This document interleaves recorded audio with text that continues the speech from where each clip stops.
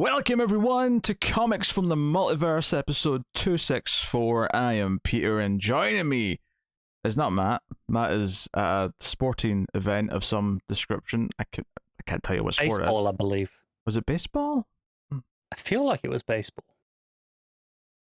I feel like he never talks about baseball, but I guess he's at baseball. Connor's here though, of course, as you can hear. Yeah, I'm still knocking around. Yes. This is a DC Comics podcast. We get together, we talk about the books we read this week, and this is a very peculiar week because Matt wasn't here for the weekend and Connor's work schedule is how it is. We are recording this for the first time ever, I think, on the Wednesday of the week. Luckily, DC has their books out on the Tuesday, which at least means it wasn't just today's books. But so this is the shortest notice from release to discussion that we've ever had. So there was a couple of casualties on my reading list to accommodate for this. Me too. I might, because this is so early, of course, until the show goes out, I might record like a Patreon book on my own and just edit it in like before the show comes out. You mean I don't even have to listen to you ramble on about whichever one it was going to be? Yeah. I might do a Patreon book or two just to keep them sort of afloat, as it were, and not skip a week. But I'll edit in a note if I did. But what's coming up on today's show? We have Infinite Frontier, issue 3, Superman Son of Kal-El, issue 1, Detective Comics 1040, Batman Secret Files, Huntress, issue 1. We got Action Comics 1033, Wonder Woman 776, assuming Connor read that one. I did. Yeah. There you go. Checkmate issue 2, Robin issue 4, and Strange Adventures issue 11. So that is everything, I believe. I would try to figure out what your casualties were. I've got one of them, but if there's more than one, I don't know. There's two. There was two casualties. Okay. The one I'm pretty confident on, Batman Superman, I think, was out this week. Yes, that was this week, yes. Okay. Which I don't know if you're going to catch up on or not, but I am quite annoyed. Do you know how I think it was last episode you were talking about Joker? Mm-hmm. And, you know, I was jealous that I didn't get to read the Francavilla art. There's I believe, a Francavilla art annual coming up for Batman Superman. It's like, God damn it, it's on all the books I don't care about. That's a shame. Between this and Green Knight being pulled from UK theatres, you're having a hell of a week. Don't. Just don't. There's a giant star on Leicester Square now, though. Oh, is it? Very nice. Yeah. So yes, that's what's coming up. Batman Reptilian was the other one, for the record. There were the two most obvious ones that were not as relevant or as in continuity. They were easy kind of the casualties. I had to cut a Patreon book I had planned to squeeze in this week. Mm-hmm. And I didn't get around to the Secret Files issue, which is annoying because I kind of wanted to, especially after reading the issue of Detective Comics. Yeah, because it has a little editor's note saying, "Hey, catch up on this thread." And but I'm assuming it's like 40 pages, and I were already running like an hour late because I had family commitments. Yeah, it wasn't actually 40 pages. It was more like it was like 10 extra pages rather than 20. Okay. But still, would have added on another 10 or 15 minutes before the start of this. Yeah, that's what it is. It's just that's the way it had to be this week, because we had to record so early. But no harm, and you get an episode, so that's good because we've not missed a week yet in 5 years. What would you have done? Like, would you have done like one on your own, or would you have missed the week? Like, what would have happened? Joe, it's funny. I'd have probably called in like David or someone to fill in as an emergency. However, he's on vacation this week, so yeah. I suppose my my response would have been a solo show or something, which would not have been smoothly, I don't think, compared to normal. Well, maybe it would have been more smooth. But no one wants to listen to you ramble on about comics for 2 hours. They might. I don't think they do. Put in the comments. Put in the comments. So that's what's coming up in today's show anyway. A lot of interesting books, a lot of big meaty books to talk about, and we'll get into all those. Luckily, and well, it's not even luckily really, it's just that it's only been a few days really since we recorded the last episode, so there's not really been enough time for any news to happen. So if news of course happens before Saturday when this goes up for Patreon, obviously we'll just cover it next week because we already recorded the show. But yeah, not been a big gap since last episode, so the chances of news were pretty slim anyway. But we do have everyone's favorite segment, which is the ComiXology Top 10. There's still time for that. I feel like doing it on a Wednesday is unrepresentative of the normal system, so it should just be skipped for impartiality's sake. Hey, to be fair, there's Marvel books in here, so it's already counting today's books. It does, but how many people buy them on Thursday or Friday? I mean, shut up. It doesn't matter. It doesn't matter. We got stuff to talk about. There's a top 10. It's juicy. They're fresh numbers. They're not super comparable to like our usual, top 10s because they're a bit earlier in the week, but it's still the real question is relevant. How many of them are X books? That's a good question. It feels like the top 10, not necessarily the number 1 and 2 spots, but overall in the 10 are kind of dominated by X books recently. There seems to be 2 from a quick skim of the top 10. Number 1 though is Star Wars Darth Vader issue 14. Was that also last week's book? Is that still just there from last week? I feel there was a Darth Vader last week as well. Maybe it's just the same issue. There was a Star Wars book last week. I mean, click on it. I'll give you a release date. That's a good point. Yes, all detective work. 21st of July. Yeah, that's last week's, right? Yeah. Yeah, okay, well, I guess Darth Vader, Star Wars just sells like hotcakes. What about these X books? These are... These still last week's. Maybe it's not counting the Marvel books yet. Yeah, maybe not. Yeah, it's all just last week's Marvel books. Which is funny. I wonder how it's counted then, because you have to assume that the new DC books from yesterday are selling more like today and yesterday than Marvel books from last week are. I'm going to go out on a limb and assume... Is there anything from this week's? Well, there's DC books from this week. No, from Marvel that you can see at all. From this week, that's not. Because that would tell me that if That's there's not. nothing from Marvel in there from this week, that means they're not counting today's sales at all. So this is just sales done on the Tuesday, which is very unfair then because it's just the earliest DC. Yeah, but I would still think that the DC books would trounce them then because there's no new Marvel books. Well, no, here's what I would suggest. The DC books on ComiXology, remember this is ComiXology UK where the books don't release in stores still till the Wednesday, so the British public is still in the mindset of Wednesday is comic book day, even for DC books. So those sales are the people who are subscribed to the books, so they get them auto-delivered. Everyone else goes on the Wednesday and just buys all their books in one go. Possibly. I would not rule out the possibility that ComiXology system has got some sort of a rolling kind of counter that's not just the last day. I would agree if there was any Marvel books from this week in there at all, but would there be none? Well, no. That just means it doesn't count today. That doesn't mean it's not a rolling counter from yesterday. That's true. So, yes, a bit of a mystery here as to how ComiXology handle this. But I wonder when they update as well. Like if it's midnight UK, we should still be recording when that happens, and we'll just hit a refresh and see how different it is. I don't suspect it will be, but I mean I don't know. Hard to say. But regardless, I can tell you that number 4 is Detective Comics 1040. Number 6 is Strange Adventures issue 11.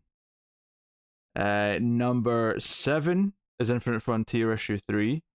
Number 9 is Superman Son of Kal-El, and number 10 is Action Comics. So there's still a lot of DC in that top 10 as it stands. Yes. As the most unrepresentative top 10 sales figures we have ever had on this show. Well, it would have went in much quicker if you hadn't sat and second guessed it for several minutes. Well, I mean, I was correct to second guess it. It's wrong. There's nothing wrong. It's just there's just context. That's all. Context. Wrong for the purposes of our show. Context. What are you trying to find out? But an interest for comparison's sake, I'll look at the US top 10. Oh, okay. And see how that's doing. It's very similar.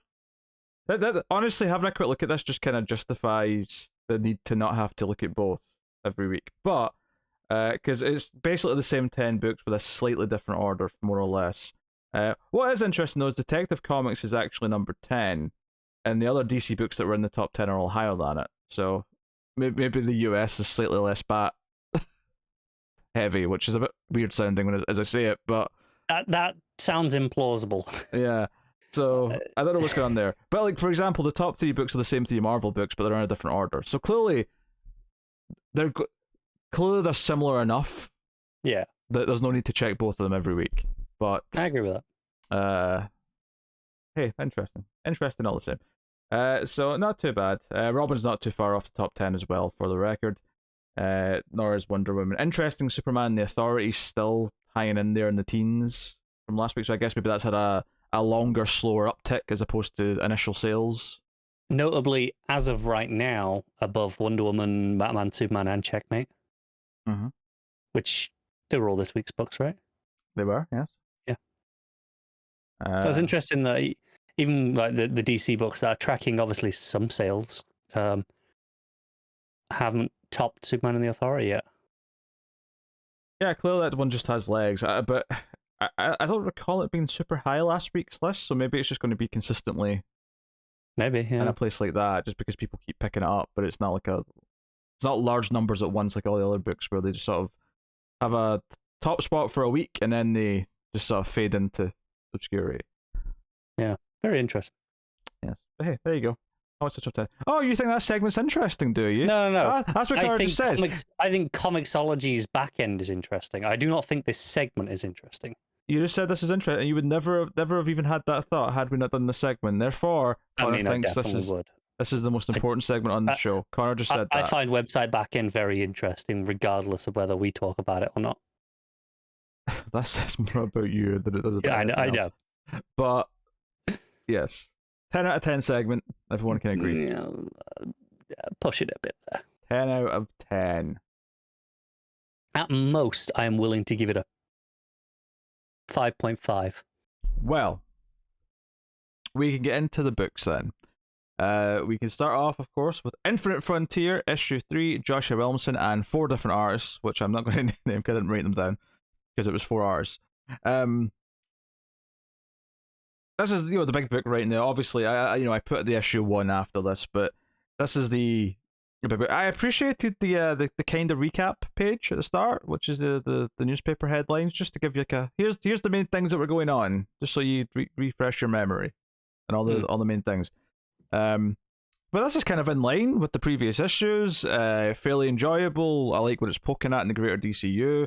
It's still fairly fragmented, although a few of the stories do converge here as they go on, as we kind of expected them to. We start the issue with Alan Scott and Obsidian looking through the various and confronting the various villains of the GSA, many of whom I'm recognizing. I won't say I recognize all of them, but most of them I do. Icicle's there, you got Johnny Sorrow. Obviously they end up with the Shade, who is quite happy to just give them some advice and perhaps suggest that the villains are actually more related to Obsidian and Jade rather than Alan Scott's generation. So that sends Makes sense. Yeah, sends them off in a direction. Then we cut to Roy, who's basically, he sees that his daughter's alive because of the ring and the life and death power of it all. Yeah. So the whole Black Lanternness. Yeah. But the ring takes him to space, and he's like, shit, I'm in space. So he tries to construct a ship, doesn't work though. There's a bright light. I don't think it's that it doesn't work. I think it's that he decides, actually, I don't really know how to use this ring. I'm not going to do that.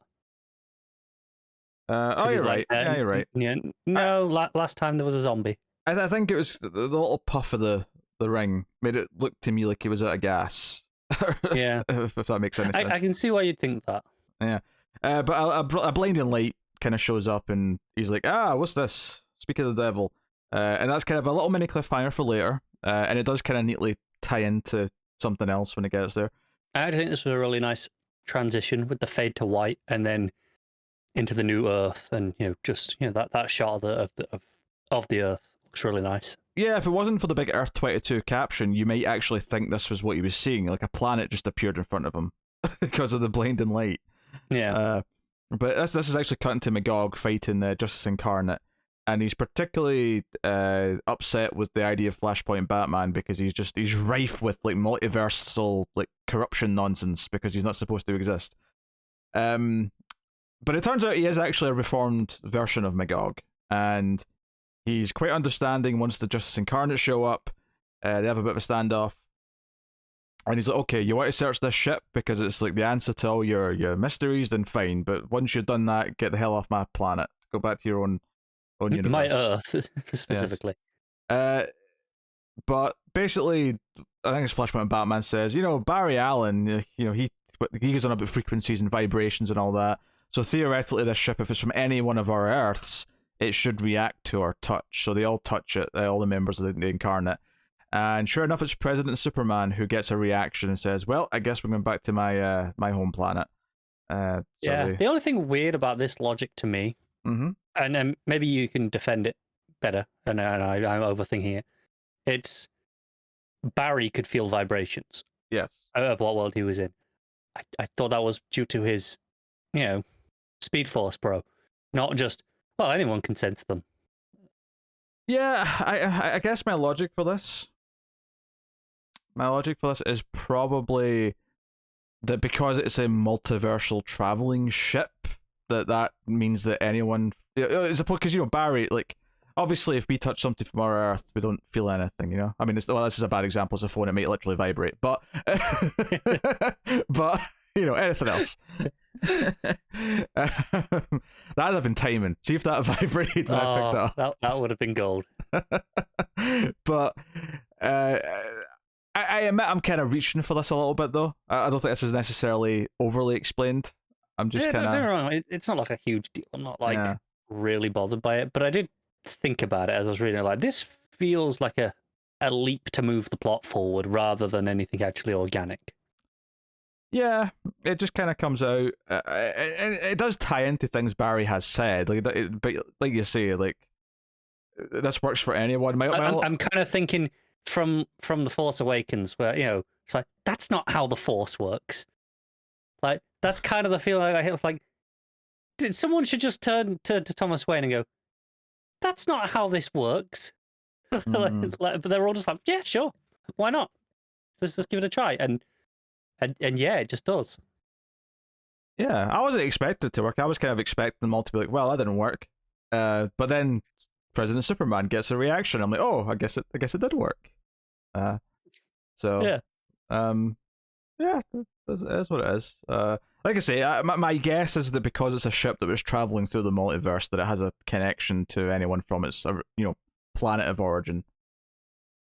And that's what I'll stick to until they tell me otherwise. And it's a bit weak, but we'll go with it. Then we go to classic art, as we have Barry running with Jay in a very old school kind of, maybe the first instance of him like crossing over to Earth 2, or running really his nice page. Yeah, it's a really nice page. It's a really nice. I love the touch how like they went out of the way to make the page look yellowed as well, like it's on that old sort of paper. Yeah, it's a good representation of an old comic book, especially the time period it's harkening back to. And of course, we reveal that this is actually what Psycho Pirate's making him see as he's in the big cosmic hamster wheel, I'm going to call it. Yep. So anyway, he monologues a little bit as he's talking to Barry, and obviously he's up to no good. And Barry's like thinking he's seeing someone in front of him saying help, and he's obviously, it's all manipulation. It's just Psycho Pirate messing with him. Whatever their goal is with Barry and what they're trying to fuel with his Speed Force energy. I'm sure we'll get to that. Yes. You assume it's crisisy things because it usually is. I would assume so. And then Psycho Pirate actually says, "Run, Barry, run," and I laughed, just because that phrase has been ruined. Yes. Of course, yeah. Also, just the idea, because he even talks about the first time anyone ever transferred over to another multiverse or another universe, it was you. You did it first, and that kind of all the crises that ever happened, they're kind of your fault. Because you kind of lit that spark. Yeah. So, yeah. He did die for his sins, at least. He did. Once upon a time. He literally died for his sins. Yes, that's true. So it's played upon DC history, which is, it's neat. It does feel like it is trying to be a modern crisis-y style feeling thing. So then we cut back to Alan Scott and Todd. Todd's hunch is to go to Command D. The DEO is now running it. They use his powers to sneak in there because all stealth-like, and they find what appears to be they find Bones as well. They see Bones stomping around, but they find a ship which appears to be a multiversal ship. And we never get a good look at the one that crashed, right? Like a full view of it, so we don't know if it's the same style. Bits, because obviously that's the whole idea. Is it isn't a full ship? It broke up a lot, right? Well, the reason why I say this is because there's a couple of hints here that it is the same. One, the fact that they're building ships that can do this. But two, later on when we're on the ship, one of the villains says, "Oh, Bones will kill us if we wreck another one." So there's kind of a heavy implication that this is the same ship that's which led to it being interesting because again, I also reached that conclusion with that line.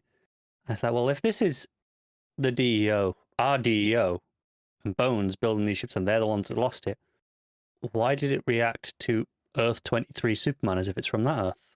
Are there multiple Boneses and DEOs all doing this? That's the first thought I had, was multiple DEOs and different Earths building ships, or it could be that material needed to build this ship has to come from Earth 23, yeah, the one that Prison Superman's from. So I mean, it could be a couple of things like that, but there's like prison cells which they notice, so that makes them kind of get angry. But then whoever this villain is jumps out. And Extract. This is the one that went after Roy in the first issue. You're right. She jumps out and starts a fight with him. So it's kind of actually fun seeing them fight together here, because you've got the Green Lantern constructs, but then you've got the Shadow constructs, and it's kind of interesting having them fight side by side with the different colors of constructs. Yeah. I mean, we've seen different types of lanterns fight together before. It's not a completely new thing, but I think that because the shadows and just that pitch black kind of nature. It's like the absence of light. It's different to even the Black Lantern stuff. It's different to anything, right? Yeah, it has a different feel to it, because like you say, it's the absence of light rather than the creation of light. But no, it's cool stuff. But here's where things get weird, because Agent Chase shows up, although I presume not Agent Chase of Our Earth, since she clearly died in the last issue. Even what she's wearing in the sunglasses make her feel like a slightly different version of the character, as opposed to the Chase we were looking at from before. Yeah, which presumably lends credence to the idea of different universes, DEOs working together. Yeah, for sure. And it might even be a case of the Chase that was on Earth that died last time wasn't the Chase from our Earth in the first place. It's possible. I would assume, until otherwise, thought that was ours. There was enough stuff there about relationships with characters. Even the stuff with that Captain Atom implied that no, this was our Chase. That this was the baseline. I will say something weird though. Well, not weird, but I think this page where this Chase shows up with the big cannon thing might be the worst page of art in the book. Alan's face, I think her overall just kind of like really long legs kind of perspective, everything about it just looks a bit wonky to me. Obviously, there's 4 artists, so it's very up and down. There's some really good pages in this, and then there's some really mediocre It's a mixed pages. bag on eye, isn't it? Where it's rarely bad. Like I say, that's the worst of it, but it's not horrific. Lots of it is quite good. It doesn't really mesh together that well. It's always pretty distinctive when you have a different artist, and you kind of feel it pretty regularly. Yeah, that classic Flash page works really well, because it is supposed to be so different. Like it's going for that jarring change, because you're going, well, where are we now? And it's like, so it's his memories in his head, and it's using the classic art to kind of mimic that time period. And it's like, okay, that's really smart, that works. But the rest of it just does kind of feel like it's not supposed to be this different. And then we cut to this ship in space, and now again, I was questioning, like, I'm not sure if it's the exact same ship we just saw in the base, or if this is just another ship that's already launched. Because obviously Alan and Todd think that Jade might be in the ship they're looking at, but it's entirely possible they were already launched into this space with this ship that's already there. Because this is the ship that picked up Roy, because we see Roy talking to, well, it says Agent Hammond at first, but it becomes clear very quickly this is Hector Hammond, who is now back to normal human status. Yes. I appreciate that, Roy didn't pick up on it immediately, and neither did I, because this isn't what we're used to seeing Hammond look like. He doesn't have a huge head. Yeah. So we're not looking at this going, oh yeah, that's Hammond. Even when we see the name, you just go, okay, someone else has got the name, fine. Doesn't There's no reason to link them. Yeah, it's one of those things. I read Agent Hammond. I went, Agent Hammond. Should I know who Agent Hammond is? It sounds familiar. Especially when they put it in bold. Yeah, but and I was like, I don't know, maybe not. And then it got to the reveal, and I was like, you smart bastards. Was clever. It's one of those things where obviously it's like, okay, the recent multiverse like reset and everything that's been going on. He got a reset here, and that's why he's back to being a normal human, more or less. But they, he's being all nice to Roy at first, and basically the whole task is monitoring the threat of, they don't monitor threats in space now, they monitor threats coming from other universities, and that includes people who come back from the dead. So they whip out some fancy cannons, like sonic cannons, that stop him from using his ring.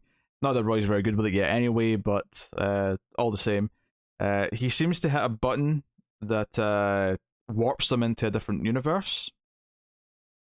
Or in the bleed, they're in the bleed, yeah, which is like the space between.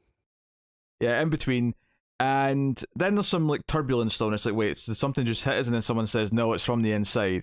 And our big cliffhanger, after a little bit of fighting with Roy, who fights back, is that the prisoners on this particular ship have escaped their pods, and it's Jade, Power Girl, Wildcat, Atom Smasher, and I can't remember who that one at the back is, but I can't either. It's really. But annoying. I'm assuming it's another JSA related character because they're all JSA related characters.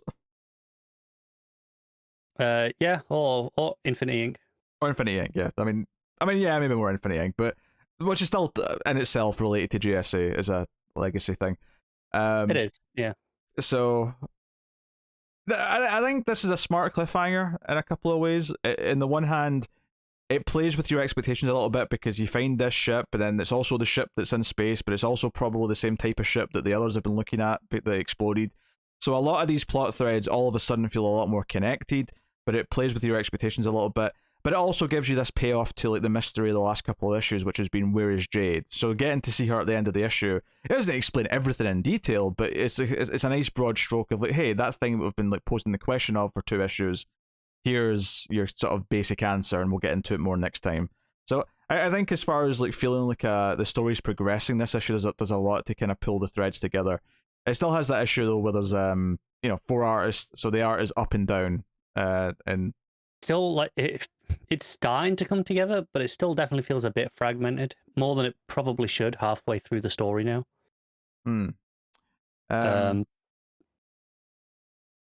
But it's not bad. Like a lot of the things that it's doing are interesting. I just kind of want more from each thing. Feels like there's too much going on in each issue for me. I think I would probably agree with that a little bit in the last issue. I think this one, because all the threads do actually start to kind of tie up. Like, obviously, Barry's very separate, and that's just kind of your tease of what the villain's making Barry do. But everything else kind of links up. Maybe no, doesn't all meet each other necessarily, right? Obviously, you have Roy running into Jade as opposed to Alan and Todd, but sure, all of these things do have this through line now where there's something sort of linking them all, and it's the DEO at the center of it that's kind of connecting all these things together now. So for me, at the end of this issue, I'm like, because I've been enjoying all the things it's been teasing, and then I'm like, okay, now I'm into the story, I'm into what it's doing. As a comic book, as a piece of artistry, because the art is so up and down, I can't just give it like a seal of like praise. But as a continuity enjoying event spectacle, moving things forward and teasing where things might go, I'm into what it's doing. I'm into it as well for that stuff. I'd say still more for the potential more than anything it's actually doing, if that makes sense, because I don't think it's presented us with any really great ideas yet that, this is what we're going to capitalize on. It's more just we could play with some stuff. If I was to make a guess, I would say that if anything, this will set up the good ideas, and the actual meat of the ideas will come in other books. That this is acts as a platform to launch a couple of other series that are going to be ongoings or something. Yeah, it's the sort of thing that feels like maybe we get, an Infinity Inc. thing, or maybe even this is how we get a regular JSA team ongoing again, and like this sets up a new lineup at the end of that. Very possible. And which, we'll we have solicits for October as of now. It wouldn't surprise me if it's the December solicits where we actually get announcements for things, just purely because that would mean that we have gotten to the end of this series by the time those solicits are out. Yeah, when does this finish? Because I don't think it's quite monthly, because it feels like this has been... it's twice a month. It's twice a month, okay. But it started late in a month, so it's kind of like 1, 2, 2, 1, if that makes sense. Yeah, so this will finish, mid-September? Yeah. So I'm thinking the solicits we get in September will be the ones that have any like surprise books. Well, that said, it depends. I mean, if a lot of the developments happen for issue 5, which would be the previous month, then they might announce their load then, because at that point it's not spoiling anything too much, but it depends what it is. Yeah, that's very possible. Because we have read in some solicits already for October that there's some fallout from this, yes. but which I should hope so, given that it's, an event. Yeah, so I don't know, we'll see. But no, digging the characters. It's nice to see some of these characters at the end. So I'm pleased with that. I think I just kind of like all the characters this is focusing on, because it's mostly staying away from the big A+ stars, right? It's mostly GSA related characters, or it's Roy, or it's whatever. Barry's the only one. In some ways, it feels like a successor to 52. Yeah. In the idea of just no, we're focusing on the B listers and lower. Let's be honest. For that book, but obviously this is nowhere near the scope of that, being a 6-issue mini rather than a year-long weekly event. But just the idea of kind of no, we're kind of taking a backseat and kind of doing a little bit different focus. Yeah, but the creative talent behind all this stuff seems a lot more impassioned, and maybe it's because they dodged the bullet of 5G and they're all excited about what they get to do now. But that might be true. The more I see of 5G, it feels like there's a direction in mind. I say they, the site that shall not be named got their hands on copies of the full timeline for 5G. That was, that stuff that they kept teasing that was like, redacted, and we saw little bits of. It was interesting, to say the least. Worth a look, perhaps, if you would like to know, ideas of what they were planning.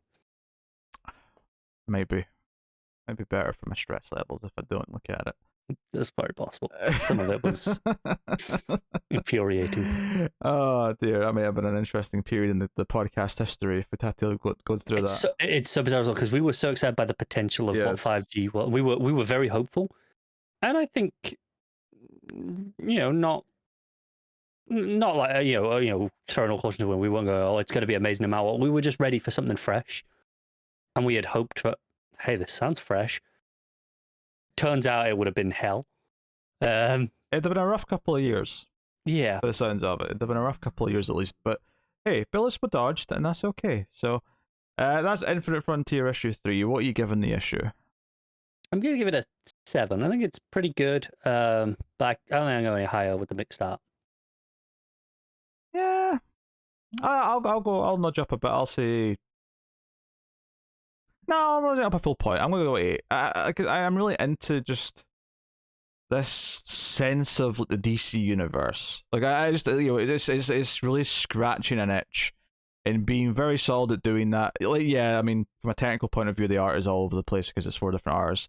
Because you see these are Mariko, but then you see 3 other names and you're like, well, and it's not that they're all bad, but it's a rough time because of all the switching. But that is Infinite Frontier issue 3. Superman, Son of Kal-El, issue 1, Tom Taylor and John Timms on this book. And this is, of course, something that we've been excited about. Obviously, any new Tom Taylor book's an event on this show. But a new Superman book to boot is always something that we're interested in. And I'm sure... it's funny, Matt did say to us last week, I'll try and read a few of the books so I can send in some thoughts. And then we said, Matt, we're recording on Wednesday. And he's like, no, scratch that then. I might have even been on the show. So obviously John's narration is what's here. And it's sort of... You don't really realise where you are in the timeline when you start off the book. Superman's... There's an invasion coming for Earth. Attempted invasion. I knew you were going to crack that joke, right? Oh, you would have done if you'd done the other way around. Yeah. So And it's like Jon Stewart and Jon Jones are like, no, it's Superman. Like, we can handle this. It's just an attempted invasion. You're fine. Just go and do what you need to do. And he goes to the fortress, and Batman's like there guarding it, and it's like, okay, so thanks for being here. And then we see Lois is pregnant, and we're like, oh, this is the birth of Jon. And more importantly, I suppose we should clarify this. This is the new post-death metal continuity birth of Jon, because obviously the birth of Jon before, when there were often convergence and then get brought into the universe, that is now not canon. I think this is because we saw a version of this that, correct me if I'm wrong, wasn't too dissimilar to these events in Superman Reborn, when the timelines of the Superman stuff were kind of merged, or universes were merged, whatever that did. Oh, so you think that's when it fixed to this? Yeah, because I think I remember Wonder Woman being, present at the birth in that version. Yeah, maybe I don't remember this at all. If they did anything like this, I could be wrong. Yeah, I was reading this just going, oh, I guess this is now the new history of this, because things change. But I mean, this might be a little bit different, to be fair. Whether it changed at Superman Reborn or changed after Death Metal and what we're doing now, whatever. I mean, this is now the backstory. And it's a sweet scene, it's them talking about what Jon might be, what the son might be. Lois tells Diana off a little bit. Can we not, start talking about his potential to be the greatest hero of all time? Maybe let him, get his umbilical cord breathe cut first, and see what he turns into. He can be whatever he wants. And then we cut forward. To present day. What's interesting is this doesn't it feel to be after Superman's left Earth. This seems to still be set in the present here and now. Before that, just based on this is. I mean, I could be wrong. There's no indication to say for sure that Superman is still around, but Jon, he doesn't seem to be taking on the mantle of Superman. No. At least I don't think he's called that by name. Not yet. We start off, there's a fire in California. It's obviously a little bit topical. It's using recent world events to kind of tie in here. Taylor loves doing this. Of course he does. And I think the fact that his home country also was on fire for a good period early last year probably helped inspire the choice to use this. No, it's a comic book though, so there is a culprit at the center of it. But in a very Superman-esque thing, and obviously all this looks great. Superman, sorry, I said Superman. Jon uses his. We can call him Superman now. Uses his freeze breath to help the firefighters fight the fire.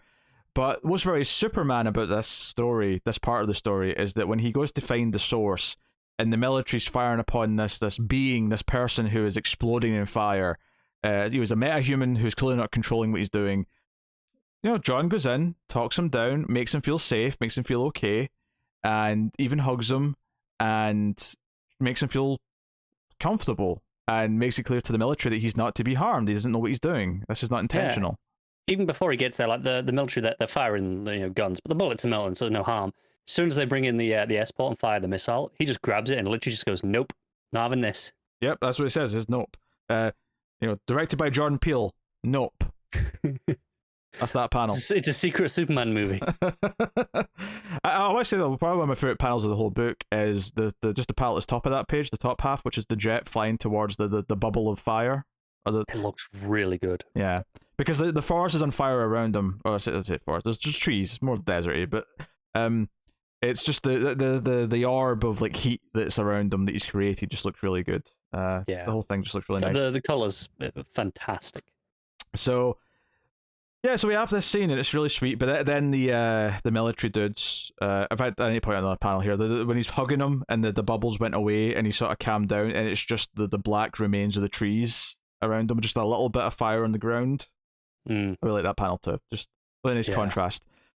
But the military hits him in the head and knocks him out, and he's like, "Look, he's too dangerous. We can't take him in knowing that he can combust." And even though he's just said to them, "Look, as long as you make him feel welcome and comfortable, it's the fire powers are related to his stress. Just make him feel happy, and you'll be fine."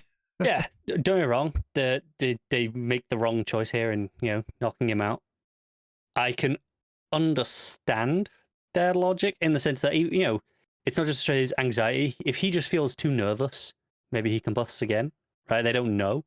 Right, and it's a bit of a standoff moment where the guy says, "Look, hand him over, or you'll be sort of going against the U.S. government. Do you really want to do that?"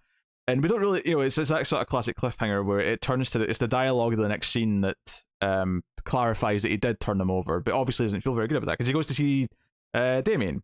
So it's nice to see Taylor playing with this friendship, and that's still being a main factor in his life. And Damien's fighting some ninjas, and he references a tournament, which is what kind of solidifies it that it's for me in present day.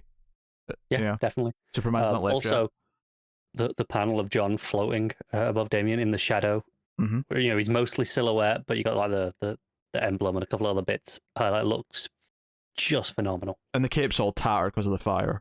Yeah, as well. Oh, so good. Nice little touch. I love that John doesn't help with the fight because he knows Damien wants to do this fight himself, so he just sort of stands and casually has a conversation with him while Damien's kicking and punching ninjas. There's the odd bit where he he grabs someone and throws them away. Yeah, I mean, there's like one moment, presumably because one of them just assumes that he's in the fight and goes to attack him instead. Yeah, he does it like a few times. Yeah. I did get a good laugh at that. The ninja being hardly seems like a fair fight. He's like, you tried to ambush and assassinate my best friend. Also, ninjas are supposed to be silent. I shouldn't hear you complain. That got an actual laugh out of me. Yeah, that was a pretty good line. He does help contain them though, because he's wrapped big bits of metal around them when they're walking away. Yeah. So he has helped a little bit. But it becomes this discussion over what John can offer this world, and basically the idea that he's dealing with the symptoms of the world, but he's not actually dealing with the cause, which kind of goes back into that opening scene, not the flashback, but the opening scene with him, which is he's helping the firefighters put out the fire, but that's not the core problem. The core problem is what's causing the fires. So yeah, it just ends with this statement where maybe it's time for Superman. So I guess Damien refers to him as Superman in that panel. Yeah, maybe. Yeah. It was because like no one in the military did for sure. No, yeah. So there's maybe people like Damien are at that level, but maybe the public at large haven't switched to calling him Superman yet. They haven't accepted that he's Superman now. Yeah, because John says, I don't want to make people nervous by like being too aggressive, and Damien's like, look, some people deserve to be a little bit nervous, So maybe it's time for you to, stop just fighting symptoms and actually try and be the cure. So it just ends in this full page spread of him flying over the earth, and it kind of sets up a bit of a mission statement where John's maybe going to try and do some things that Superman either hasn't done or has tried in the past and failed, and maybe even through John. So one of two things will come from this: either John will fail like his dad did, and that'll be a good teaching moment and a good part of his character story, or it'll show us how he's a little bit different and he will succeed in a way that Superman never did before. And that could also be very interesting because that separates him a little bit and gives us a key John, and the idea that John, because he is half human, is perhaps more entitled to influence the humans in a way that Clark maybe never felt like he could, is an interesting little thing to play with. What's interesting is I always really disliked that messaging part of Superman. Sure. And don't get me wrong, I think he should take a restrained view just based off of his sheer power, because that's it leads to things like Red Sun, but the idea that it's inherent because he's not human, which is definitely an argument that you get, I feel like that really undercuts a lot of the immigrant analogy, for example. Oh, for sure. And it kind of leads to the idea that immigrants shouldn't get to vote. It comes up a lot in Superman stories, and I actually agree with what you're saying. I think, spin it around and look at it this way. Superman, while he shouldn't, feels that he, and the same thing that John just kind of said there, but John's going to try and sort of overcome it, is this idea he doesn't want to make people feel nervous. He doesn't want people to be scared of him or feel like he's operating against them, because he wants to not just be liked, but he wants everyone to feel comfortable around him. Right? That's a big part of Superman, is making people feel at ease, making people feel like they can trust him, so on and so on. I would say that John, because he is half human, and he has maybe more specifically some of that Lane stubbornness, and Damien specifically brings up you're half Lois Lane, and she exposes things, she goes after the truth, she does these things. This idea that as a second generation immigrant, effectively, right, and John, is that you have someone who, a first generation immigrant might feel more compelled to try and assimilate and play by the rules and not be noticed, and and be someone who isn't assumed to be a threat, because they feel like they constantly have to convince everyone that they're not a threat. They have to convince everyone who is bigoted that they're not someone who should be seen as a danger. But John, being second generation, feeling more, native to the planet in a way that Superman just never did, because he was an orphan, he was an immigrant completely, gives him this inherent character confidence that maybe Clark just never could have had. And not because it's right or wrong, but just because it's just natural that he, and you can argue it's maybe less about being half human and more just being about half Lois Lane, because that's Lois Lane's fire. You could argue with that, and I'd agree with you, but I guess that's what I'm kind of getting at. I accept it. Yeah. But it's interesting though. It's definitely an interesting mission statement, and the book doesn't end in a cliffhanger. It doesn't end with a big villain saying "I'm coming for you" or a dun dun dun. It ends on a "I'm going to try and change things." It ends off in kind of a noble statement and intention. It kind of tells us what the book is going to be going forward, as opposed to just like saying, some big action beat, which will probably be resolved in about 3 pages. This is for at least the next, arc or 2. This is what this book's going to be, if not longer. And the thing with, obviously Taylor didn't do this, but like Future State's, John's stuff was that he kind of makes a bit of a cock up with Metropolis, and everyone says, "Oh, his dad would never have done that." And I think, focusing on the idea of what makes him different to his father, and how sometimes that might lead to mistakes, it might lead to like him handling things worse, but it might actually lead to some better results in other ways. This idea that those differences should be appreciated and cherished and not just be feared because, he's different from what we know. We come to accept that Superman existed and what he would do in a situation, but that doesn't just mean that his son is worse because he will do some things differently. So, there's some interesting things to explore there, and I'm curious to see how Taylor handles it. But I think for me, a big thing of this issue is, obviously, you have the topical things of the climate fires and stuff. And again, it doesn't come from a climate reason. It's it's from a metahuman. But obviously, but there's a line that's like, they say this is a once in 100-year fire. Yeah, those seem to be happening every year right now. No, it's definitely drawing parallels. But you've got that to tie it into the real world a little bit. But I think the other big thing for me is that his friendship with Damian's important, and much like everything Taylor's written for DC, he has such a respect for the characters past and what their relationships are with other characters that having that just kind of shown in this first issue by saying, no, Damian's the friend he's going to go to, right? He may introduce new characters and new friends and form new relationships, and that's all great, but Damian's still going to be there. It's still going to be someone he goes back to. Because, Damian even tells him, you kind of need more friends. He does, yes. He's like, I can't be your only non-family friend. That's not healthy. Coming from Damian, that's rich. Which, admittedly, John also kind of says, and Damian's like, hey, we're analysing you here. Yeah. Not me. To be fair to say, John, though, he kind of skipped over a lot of years. He didn't get a chance to... he lost a lot of friend-making years. That's not true. He experienced them. Why? But it wasn't... It wasn't around making people. Friends here, but... He was with his weird demented grandfather, and then he spent some of it in a prison from Earth 3 Superman. It's not like he was in a position to be making chums. How long was that, Joe? I thought it was... I was thinking mostly of the jump towards the Legion stuff. Oh, sure, but that was all after his age up difference. Was it? Okay. I'm misremembering. Yeah, that was after all This that. is what happens with me not having actually read it. I remember all the beats, but the order. I mean, I don't know how long that was from his perspective, but I think the sentiment I was getting from what I read, it was like a summer. He spent a summer in the Legion.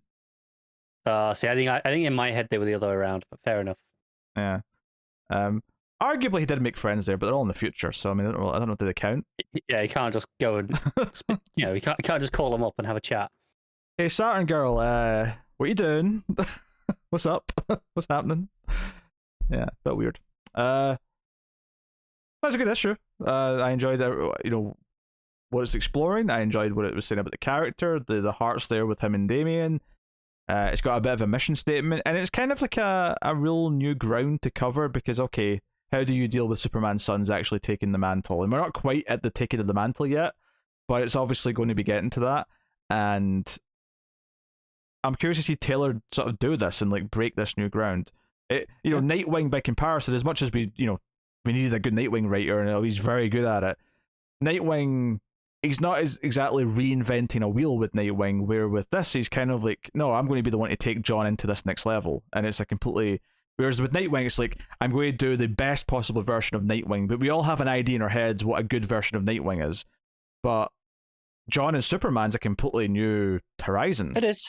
I will say, I think off the bat, his Nightwing was immediately significantly better than this. I would say, but is that not this is bad? Is that because it is something where he can just jump into a deep end with that, and we just get Possibly. I suspect a bigger reason is Bruno Redondo. And that is not to say Tim's art is bad here. I think the sequence in the Forest Fire is clearly the standout sequence. Yeah. And looks great. The rest of the time, it looks solid. I think Redondo is I think he's a better storyteller.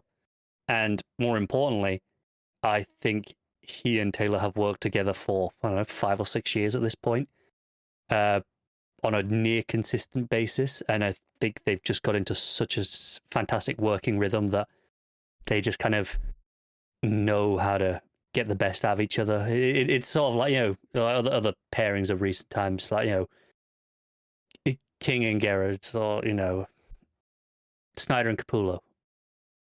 Things like that, where I think, just having that person who can do a lot more of the heavy lifting than for the story than maybe Tim's is bringing to the table here. I mean, you did say they've worked a lot together. Is it possible that this will improve then? As they get comfortable with each other, since they are a new pairing. Yeah, I mean, I don't think that. I don't know if they've ever worked together at all. I'm not saying they haven't, but it's not been the same level that he's done with Redondo for sure. And I don't know if Tim's will stay as the consistent regular artist on this for a long time either. Maybe not. But I would hope that if that is the case, I would hope it gets better. And again, if this is as good as this book ever gets, I'm not going to be disappointed. I'll still read it every month. It's good. It's very good. I mean, I think it just naturally will get better, just because the story on its own, like, even if the art is just to this level and the art never gets better, the story inherently, just because of how a story builds and pays off, it should. This should be we as we get invested in it, it should feel better to us, even if it's not technically any better written than this. Just by the sheer level of us caring more by then. Yeah, but I'm not worried about that. But I'm not either. For Fragment, no. No. To compare it to like the weakest Tom Taylor issue 1, which was Batman the Detective, I think we'd mostly agree on. I would say this is a better issue than that. This is more interesting. I feel like it's hitting the heart of the character better. I'm a lot more. I agree. Yeah. And honestly, comparing most things to Nightwing right now is very unfair. Yeah, Nightwing's like one of the best books on the shelves. Yeah, it's top 3 DC right now, is Nightwing. Like, it's probably safely in the top 10 of all comics being published in the direct market right now. It's up there. Let's be honest. So, obviously Taylor can do that. I think he does it best with Redondo or with other co-workers. But maybe this can get there yet. Maybe it can. This is still a really great first issue that I'm, really, really enjoyed. Yeah. So there you go. That is Superman, Son of Kal-El. Bit of a mouthful of a title, though. Issue 1. I mean, I think we're mostly just going to refer to it as Superman. It's just it's still just going to be action and Superman, isn't it? Yeah, the subtitle is really just there to differentiate it when you need to from classic Superman. But that's what it is. What are you rating it? I think I'm going to give it an 8, just about. Yeah, I would concur. It's a very, very strong 8. I'm only going to higher than that, but I think it's a very strong 8, and I'd see a lot of potential for the future, I do too. Which is what you want from an issue 1. So, cool. Detective Comics 1040, Mariko Tamaki, and a returning Dan Mora on the art, on the main story, of course, at least. Which means he's gone away and he's finished the next arc of Once and Future, and that's back soon. That's what you took from that, is it? It is. I'm very excited for more Once and Future. It's such a good book, and Dan Mora art. Come on, How can you not be excited by that? So the issue starts when we knew we knew Bruce was going to turn himself in. We're just talking about Superman, so that's why I said John. As in John Kent, son of Superman. I don't think Superman's name's keep John. digging. I mean, if you listen to the full episode, this all makes sense. I'm just explaining this for the one that's cut up for YouTube, and this is just you just turned on Detective Comics, and I'm saying John, and you're like, what the hell is he saying John for? We just spent like 10 minutes talking about someone named John constantly. But yeah, so we knew Bruce was going to turn himself in, and the issue starts with some asshole at the precinct like yelling at the police, and Bruce just walks in behind him. I really like this as an intro, actually. I love the set in the scene of just giving us like some asshole in the station yelling at the desk sergeant before Bruce just walks in and says, "Hey, I was at that other station before it blew up. I was I was being detained. Maybe you should take me back." And they're all like, "Did we not let you go?" Like, no, I kind of walked out when it blew up. Yeah. So here's the thing. This obviously he talks to Oracle a little bit over his comms, and she's like, "Okay, I'll make sure the police get all the evidence they need to, like, acquit Bruce Wayne of anything by the next day or whatever." And he's like, "Okay, that's good." Over the weekend, because they throw him in on the Friday night. That's right. Like, well, it's going to be Monday by the time anyone looks at anything. And there's also a cutaway as well to the hospital where the reporter lady and Huntress was. Huntress escaped though out the window, and there's a little editor's note saying, go see what she's up to in the one shot that's out this week. Which I kind of appreciate because it made me more excited to read it because I knew it was Tamaki that was writing that. I was like, oh, it's actually also just directly spinning out, and that's cool. It made me want to read it as well, and that's why I'm a little bit annoyed that I didn't have time. Obviously I'll talk about the issue properly after this, but I will say it ends with a to be continued in Detective Comics 1041 at the end of that one. So, oh damn it, Tamaki. So I'll put it this way: it's going to be in the trade. I'll make sure I read it then. But yeah, so it's a funny little beat where Babs actually knows this nurse who I don't remember from anything in particular. No, Jennifer is her name. But and she's like, shit. But the scene I wanted to get to here, do you know what this made me think of? Maybe you'll agree with me on this. Do you know that episode of Mr. Robot where Darlene's with the drunk Santa?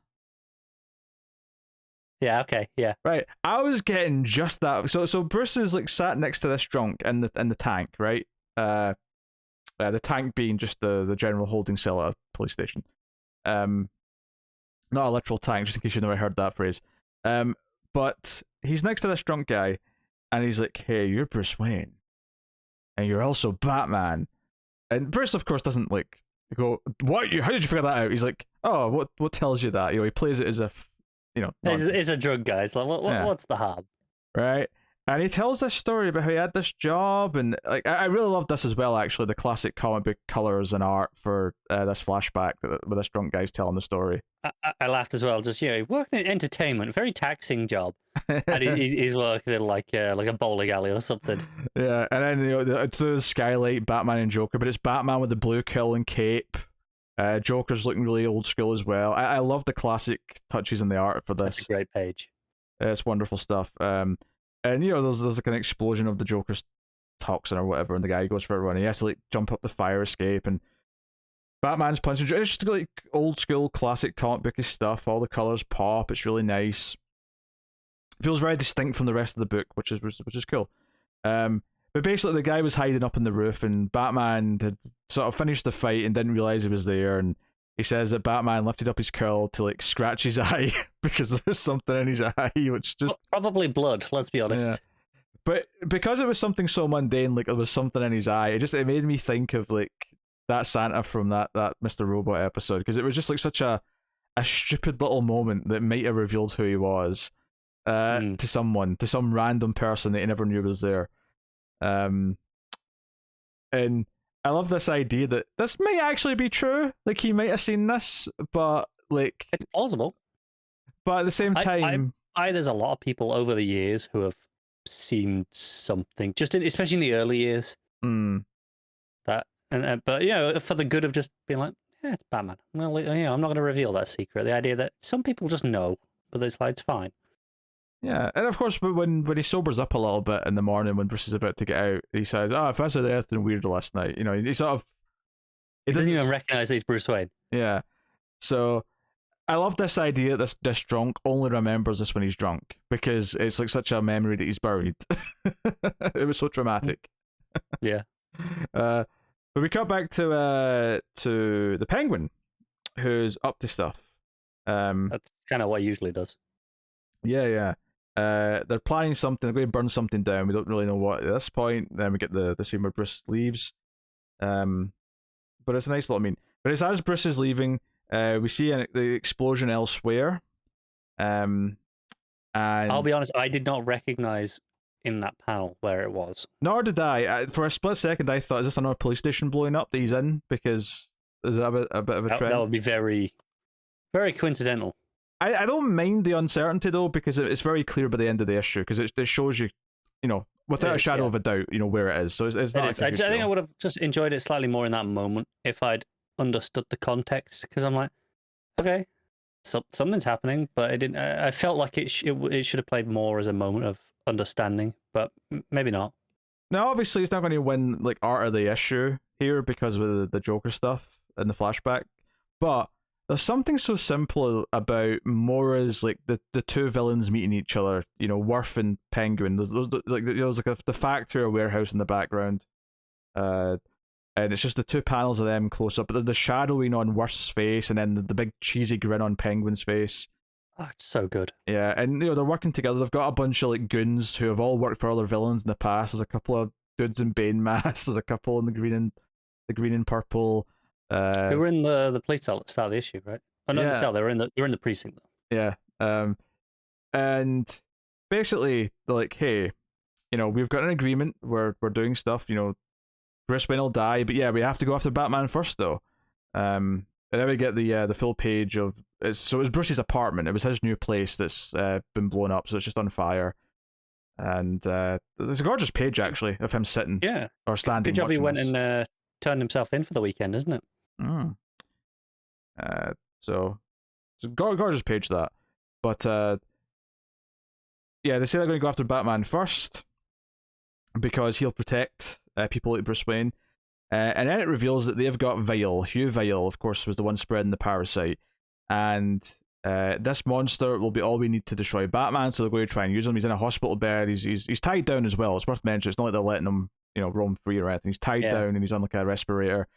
And then he refers to like their group that are meeting here as the jury. The jury has spoken, he says. And it's in big, bold, red text to make it clear this is a name. It's got a logo, which is how you know it's a name. It's a traditional lettering technique in comics at this point. I'm digging this. Joe, I'm digging about this. I'm digging that Worth isn't just gone. It was like all this setup is still kind of paying off. And it's still using Hugh Vile, but it's using him in a way that's different to like, there's a murder mystery going on in the first arc. This is like, he's going to be a tool for the villains of Gotham to manipulate and utilize to their own ends. Like, this feels like it's sort of spinning back out into just telling stories about the city and the villains in the city. And I kind of like that. I do as well, yeah. It's a neat way of spinning out of the story that has already been established at this point. I think Hugh Vile is possibly still the least interesting element of this run to me. Mm-hmm. But I'm really excited by him being used by the jury, perhaps. Yeah, been used by, and I think I also like that the villains we're talking about here are the Penguin, who, well, he's got a name like the Penguin. It was always an arms dealer. He was always more into the mob side of things, and Worth as well as he's the crime boss guy. We're not dealing with the big extravagant villains, but the idea that they're going to use this effectively metahuman to their own ends is very interesting. It's like him being a tool for some of our regular villains, more down to earth villains at that, I think is an interesting premise to go forward in. Yeah, I agree. And the art in this issue is gorgeous. Like, it is absolutely. And I want to point out the lettering as well. Like throughout is pretty great, but that final touch on the jury, beyond just being the logo, so it's a name of an organization or a character as opposed to just a figure of speech. The way the bubble that it's in it's like an explosive bubble. So he's getting, you can feel Penguin getting animated and kind of like getting excited about saying this as opposed to the sentences before. It's really smart stuff. Yeah, I think I dig as well that this further separates Detective and Batman in terms of the type of stories they're telling. And what's funny is that they're both kind of about the city at large in some ways, but they're about very different circles within the city. With Batman, it's all about, okay, it's people who are trying to change the city, but this is more the underground, like, wealthy criminals of Gotham trying to take back control and trying to manipulate the city from behind. Whereas Batman's very much more in your face because it's these big, it's this power play of like the powers that be in control, the magistrate and the mayor and all that. But this is the more, I don't know, underground side of things. More low key. Yeah, I like the contrast between them, even though they complement each other very well, which is kind of nice. So yeah, no. I think this out of the pair, I think Detectives had the more consistent art and look, even when it hasn't been Dan Mora. But Bogdanovich was doing a great job in his absence. Bogdanovich is great. Don't get me wrong. I think Mora's better, but Bogdanovich is still great. But then you've got things like Bel-Air's colors being very distinctive and really, really keeping it consistent issue to issue. And don't get me wrong, the Bat book still looks pretty consistent, but I think there's definitely been issues where you go, okay, this is clearly someone else. It just looks a bit different. Whereas this feels like more of one coherent story. We have a really good Batman book right now. We have an excellent Detective right now. We have a fantastic Nightwing right now. We've got a really good Robin book right now. If we had a Batgirl book, this would probably be like sort of golden tier era, sort of like Bat Family. Yeah, the Gotham books are killing it right now as a rule. Like, are there any bad ones? Are there any we're not reading? I think so. I mean, because the only other things on top of what we've already said is maybe like Urban Legends, which is an interesting collection of stuff, which is a mixed bag, but has merit. There's some great stuff in it, though. Yeah. So, things are looking good. And that, to be fair, the Super books are doing pretty well. Oh, and Catwoman as well. Catwoman, yes, another Gotham book. Yeah. Top tier Gotham book. Yeah. So wonderful stuff. What are you rating the main story?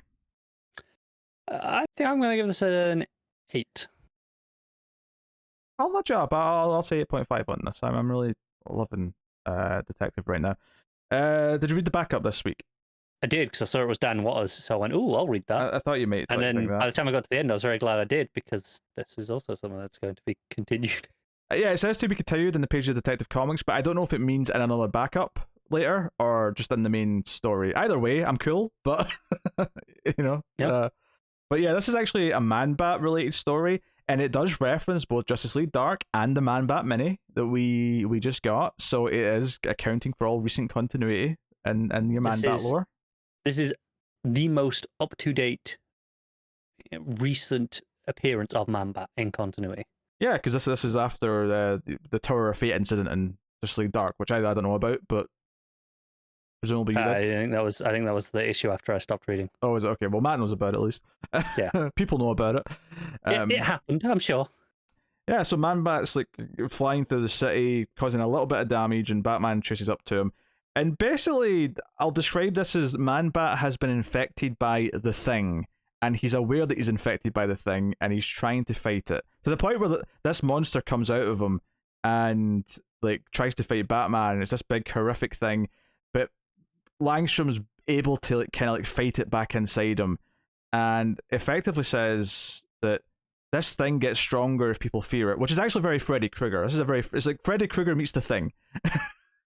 Yeah, okay, I can see that. And basically the idea is that he can't even tell his wife how he died or why he died, because if people know this thing exists, then they'll fear it, and if they fear it, it'll come back. It'll come back, and it'll be stronger, and it'll spread. There's a lot of trust in Batman not to be afraid of this thing because he's Batman. I dig that. Just as it's a bit, because Batman's so good, but it is like Batman. If one thing about Batman has been consistent, is the idea that he's mastered his fear overall. That's like the one defining thing, right?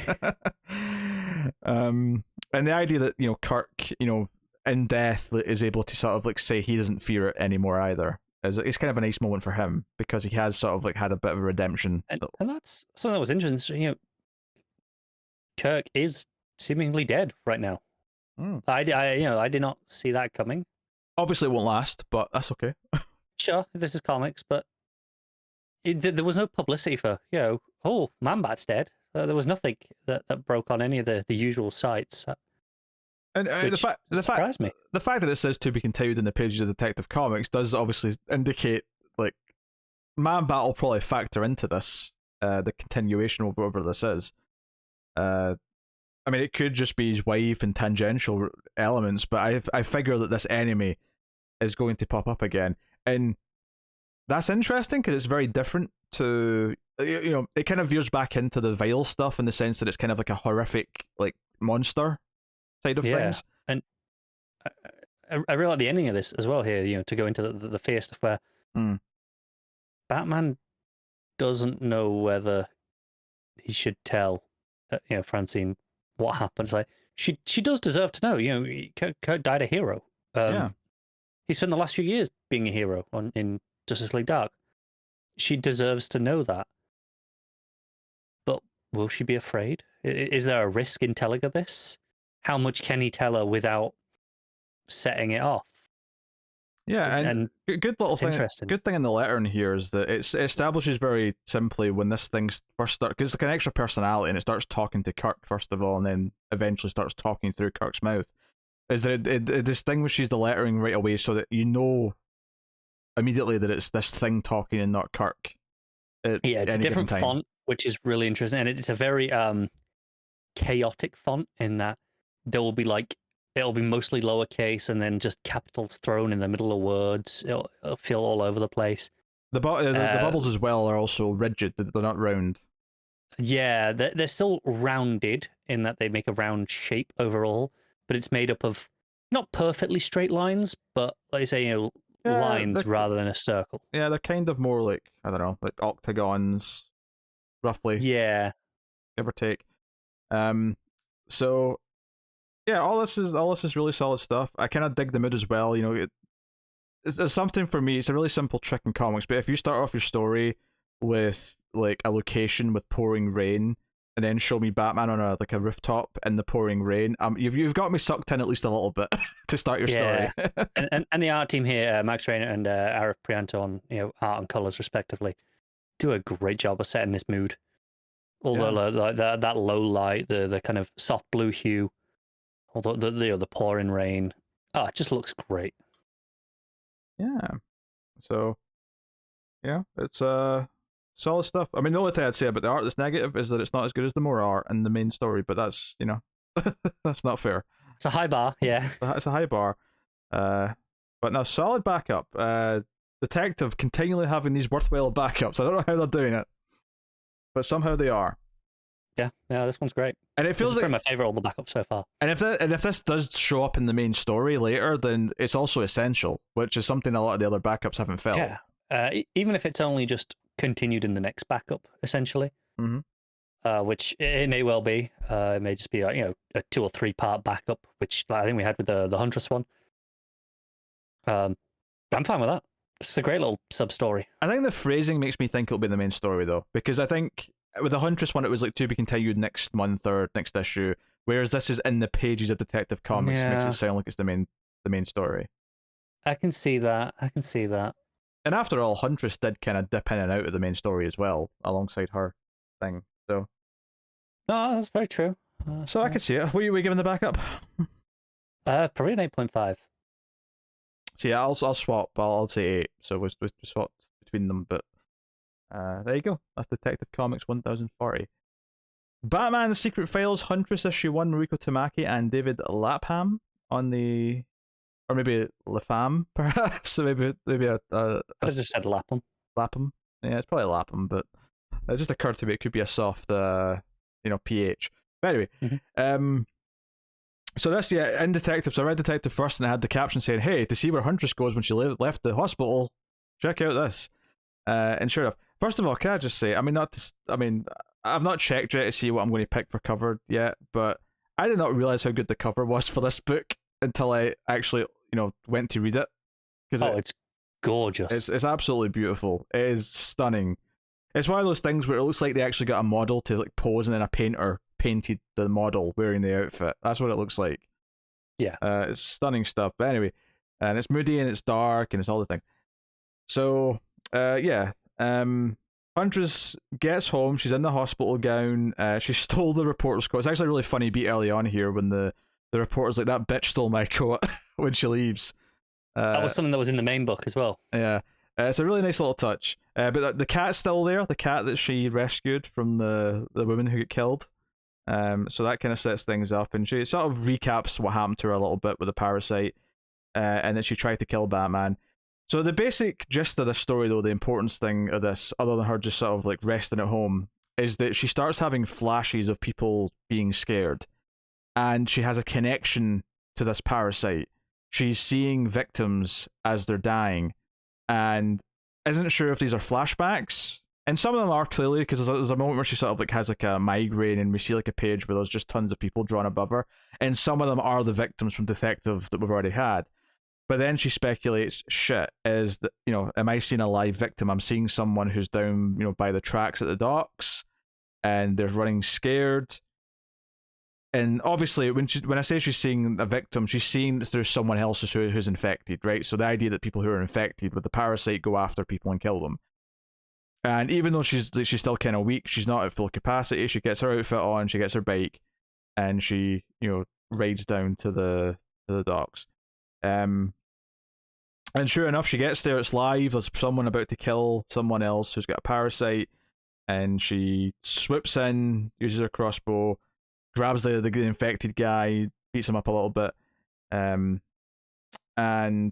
once she knocks him out, she then basically hears someone else. We get a brief glimpse that there's an ambulance going away with this guy, but then we cut to a drive-in movie theater, and someone in one of the cars. There's like a couple in a car who are like having fun and watching the movie, and they're going to kiss. But then someone who's infected runs up with a baseball bat and starts smashing the window. And Huntress swoops in again. And the idea is that Huntress keeps basically seeing more people being attacked by infected, and is able to sort of try and get there and help them as best she can. So it's a fun beat. It happens again with a guy with long hair. Very shiny in this moment. He's got an axe. He's trying to get in. It's good stuff. So, and it's actually really sort of gory bit where this last guy who she went and stopped, the parasite comes out of his eyeball, like out of his iris, and it's on the floor, and she squishes it with her foot. And the big cliffhanger of this issue is that she's basically on a rooftop, and she's sort of like just paying attention to like this if she sees any more. On like the next night, and she has like a freak out moment where she swears. She calls Oracle and says, "Where is Batman?" And she's like, he's off doing this or whatever. He's in a warehouse chasing Worth. And what's good about this is that because this is Tamaki, this is going to link up to something in a future issue. Like there's going to be a moment in a future issue where he's chasing down Worth in a warehouse. But the issue, the final page, she reveals in her narration what she saw. She says Batman is infected, and she's going to have to go stop Batman. So the final page is her riding off on her motorbike, and it says to be continued in Detective, 1041. So this is a pretty big deal. This issue sets up that Batman at some point either has been or is going to become infected, and that Huntress has like a connection to anyone who's infected and can see them, see what they're going to do. I wonder if it'll pull a little twist where maybe the reporter lady also is seeing people who are infected because she's also been like saved and brought back to normal. I wonder if this is something until Vale maybe dies, where they're going to have this connection to anyone who becomes infected. So really interesting story stuff. I enjoyed kind of the further expansion of the mythology around the rules of this parasite, which is kind of neat. And it again makes Huntress feel very integral as a supporting character, which is kind of cool that she's become such a recurring thing in this run. The only critique is that the art is not like great. I guess the best way I can describe it is it's very house style, and it's not overly exciting. one way or the other. It's just kind of gets the job done and nothing more. There's a couple of moments where I wish I was more into the visuals, where when Huntress is riding off into the city to hopefully go and save someone that she thinks has been attacked, and she's not sure if it's real yet or not. But she's riding off at the city, and the skyline's in front of her, and she's on her bike. I'm like, this could be a really nice panel. This could be like a really nice, like, cinematic kind of moment. And it just kind of felt like a just kind of normal and typical comic book. So, I think Connor's muted me, so he's not getting spoilers. I'm vaguely just hearing you. Okay. You're not muted, but I also am kind of tuning you out until I heard my name and I zoned back in. That's fair. It does set up some interesting stuff though for the parasite and the rules and Huntress's involvement. So, and it does tease like a big thing that's going to happen to Batman. So, definitely worth reading. If you didn't read this one shot, the art's only so, but the story does add to what's going on in the main book, and it does tease some things for going forward. So, I suspect you will enjoy it. It's a quick 30-page read. I'd say it's worth reading. If you're enjoying detective comics, well, the art's not up to the standard of detective by any means. The story is very worth diving in for. So, I for one will definitely be reading it now. I know it's essential, as you could probably tell by my very intentional ignoring everything you just said, so I can still enjoy as much as I can.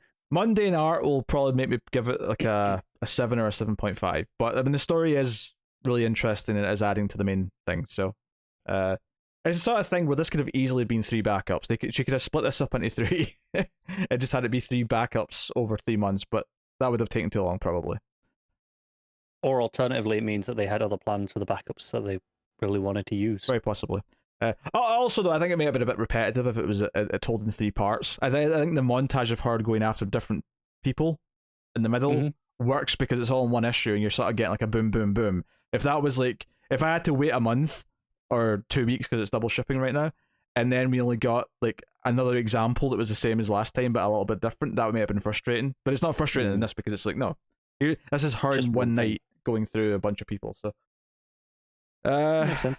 Yeah, I'll go 7.5 because I dug the story. So it's a nice little companion that teases some cool stuff for detective. So that's Batman Secret Files Huntress issue 1. Action Comics 1033, Philip K. Johnson and Daniel Sempere on the art, and this is funny because we got through everything so far. It's all felt very important and big stuff for the various things, and then it's like, oh yeah, the action runs out this week too. Yeah, and I'm it even though I know I love action comics right now, and it's probably my favorite Superman related thing in a long time, which I mean admittedly helps I wasn't reading Superman for a couple of years, but even before that, this is above what a lot of stuff was at the the last year or two before that. I still forget every issue that I'm like, oh yeah, I love action comics right now, and then I go to read it, I'm like, god damn it, this is so good. Yeah, it's setting up a lot of big stuff. What we've kind of had teases before, and then obviously the annual kind of added to those teases by giving us some sort of almost hindsight to the stuff that's going to happen. So excited for this War World stuff that's coming up, like truly. It's super interesting, and this does advance it. Obviously, there's some of the Atlantean kind of like standoff. Some of Task Force X try to steal the MacGuffin thing. I can't remember what they call it. Shard. The shard. Yeah, the shard of the thing that landed. From the ship, the fuel source, whoever it is. And that's a bit of a standoff there, and Superman says, me and my family aren't going to let this like divulge into war. But there's a bit of a kerfuffle at the Justice League table where Aquaman doesn't feel listened to because he's like, no, Atlantis, this is theirs. You can't get them to turn it over. You understand how this looks the way it does. But there's a great moment later on though where Superman shows up with John and Kara, and they're like, basically, because there's like a blockade in the ocean where Atlantis is stopping all the ships, and saying, no, like, we're not letting you through, blah, blah, blah, blah. And Superman's like, no, we're going to solve this some other way. We're not going to conflict. If either side fires, you're going to answer to us. But the more interesting stuff, I think, that's a great moment for, Superman and like having the family there with them. But the more interesting stuff, I think, is the Phalosian? Am I saying that right? Have I learned this word yet? I think so. Yeah, Phalosian. Yeah, the Phalosian prisoner. Not that she's a prisoner just now, but ex-prisoner. Yeah, but she still got her chains on, and she actually explains like just how like drilled in, like this idea why of the the chains. chains are important to them beyond being the tool of their subjugation that they have. Basically, Meaning. it's they've been manipulated to sort of like, so every time they win a fight in War World, they get an extra link in their chain, and Not just get a link, they take a link from the loser. So the idea is that the people who keep winning have an easier time fighting because they can separate their hands further, right? And presumably can also strangle someone with their chain. And people who keep losing, like their hands are closer and they can't pull them apart, so it's obviously much harder to fight. But the idea that she's so proud of these links because she's won these fights and it's been drilled into her that this is important, and that she doesn't want to take it off because of that. Like, she doesn't realize that here the freedom means that she doesn't need the chains, and that like your hands can be as free as you want. You don't have to have this thing that But there's binds still a them. sense of pride attached to it. Like she has seemingly a lot of links. Like her chain seems to be longer than average, I would assume. And that's conditioning. That's like her being sort of brainwashed essentially into believing this, definitely. As a slave. And she acts out when Lois tries to like get her, hey, Clark made this. It's like a toy from Krypton. Maybe you'll recognize it. And she slaps it over. And the dialogue is very specific here. She points out that it's fragile, so be careful. And she slaps it out of her hand, and it smashes on the floor. And it's this really conflicting thing. So we don't know exactly how they're doing this as of yet. Maybe it's the weird baby that the Mongols got that can see stuff. I would assume so. Yeah, but they're watching this. The baby, and when I say baby, it's a baby that's in like a tank. It's very Atomic Skull or. I think when we first saw this in, was it Future State maybe? It may have been issues. It felt like some of the stuff in Hellboy. I'm forgetting the name of the ectoplasm. It's a little bit Krang from Turtles or whatever, but it's a little baby in a tank at the top. It's like, think Mr. Freeze's helmet with like a baby inside it.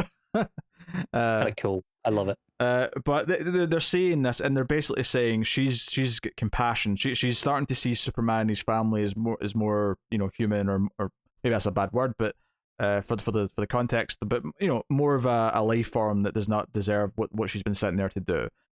And even though she's not made any choices yet, and even when she's talking to the other prisoners, because when she goes to visit the other prisoners who have not woken up yet, who are still lying in a coma, she even says that she knows what she has to do. She still sounds like she's, at least on a conscious level, is still going to try and go through with what she's been told she's there to do. Yeah. But Mongol sends in some heavies who rip a robotic heart out of one of their own prisoners because it'll do something to... Is it a bomb, maybe, that they rip out of him that's inside his body? I'm not sure. Maybe. Whereabouts are you looking? So it cuts to like the guy who's got like, the big sort of tail, right? The big sort of what's the character from Mortal Kombat who's got the big? He's got 4 arms, Goro, right? This dude does not have 4 arms. Let me make that clear. But he's very Goro-esque in every other way. Sure. He rips the other dude in half. And rips out what's like it's like his heart, a robotic heart, but it could be something more specific. Yeah. It's hard to say what it is, to be honest. But the reason why I mentioned it is because he shows up with that. When he shows up in the fortress and he grabs our Philosian woman, he's like, "Hey, you've forgotten like what you were here for, grub." And it's like Mongo believes that you've forgotten what will happen, and he sent us to remind you. And he's got this. I don't know if he's going to use this to kill one of the other Philosians to like make it clear that they're going to die if she doesn't achieve what she's going to do. But Lois overhears some of this, sees it happening, and runs off and grabs a giant alien laser gun, which I think we've seen her use before, actually, now I'm thinking about it. It looks familiar. Yeah. This panel of her standing here at the end with it is like the most Lois Lane thing I've seen in a long time. Oh, yeah, for sure. It's hard like making peak Lois. It's the cliffhanger. It's Lois having a standoff with some aliens who are much bigger than her. Yeah. And Joe, I like about this is that she overhears, like, part of what she overhears is this, alien henchman saying, Mongol sent you here for a purpose, and you're going to complete that purpose. So she knows that effectively she's been sent here to do something bad to Superman or to Earth or whatever. But she still says she's one of us now, and you pick a fight with someone in this family, you fight with all of us. Like, I kind of love that Lois, in that true Superman spirit, is like, it doesn't matter what she was sent here for. She was still a slave. She was still imprisoned. You have made her think she needs to do something. I'm still going to stick up for her anyway. She doesn't, Lois doesn't act like this is a betrayal, that she can't trust her anymore. Like, maybe it'd be wise to have some precautions, just until they know they've earned her trust or whatever. But she's still going to stick up for her. It's very Superman's spirit, and it's very uplifting, that element of it, I think. Oh, definitely. It's, as I say, it's Lois embodying the ideology of Superman as well. Like, it's not it's not just him. It's it's his entire family that kind of have this approach. It's why they're a couple to begin with, right? They have the same philosophical outlook on life fundamentally. Yeah, I mean, I always like the idea that Lois isn't aware she is quite to that extent until she meets Superman, and it kind of awakens in her, or this idea that she obviously she always had this in her, but the idea that Superman's presence like brings out the best in us, and that includes Lois as well. Sure, that's very possible. But no, it's a fun ending to the issue. I think, I have to admit, like, the Atlantis stuff is probably the weakest part for me, and it's fine, but I'm not necessarily that excited about the dispute over the shard. I was kind of into it, to be honest. I don't know. More into it than I feel like I should be. It's the Felosian stuff and like Lois's compassion for her that is far more interesting, and I don't know. Yeah, I agree with that. I don't know. It's just speaking to me as a Superman fan more. It feels like it's obviously what's going to lead to Superman going to fight for them and whatever else. So whether he does that by choice, which he would totally do if he doesn't do it by choice, but part of me also thinks that he might end up being like actually kidnapped and whatever. I mean, he was in chains after all, and the future state stuff, so it's entirely possible. Art's pretty solid. Sempere is a solid hand. Very reliable. Like, has moments of greatness. The alien ripping the dude in half. The super family kind of hovering in the sky with the birds. Definitely moments where it's like, this is phenomenal. Yeah, it's always great. He's kind of. This is a weird thing to say, but he's kind of like. He's almost what all of the people who I would just describe as house style are trying to achieve.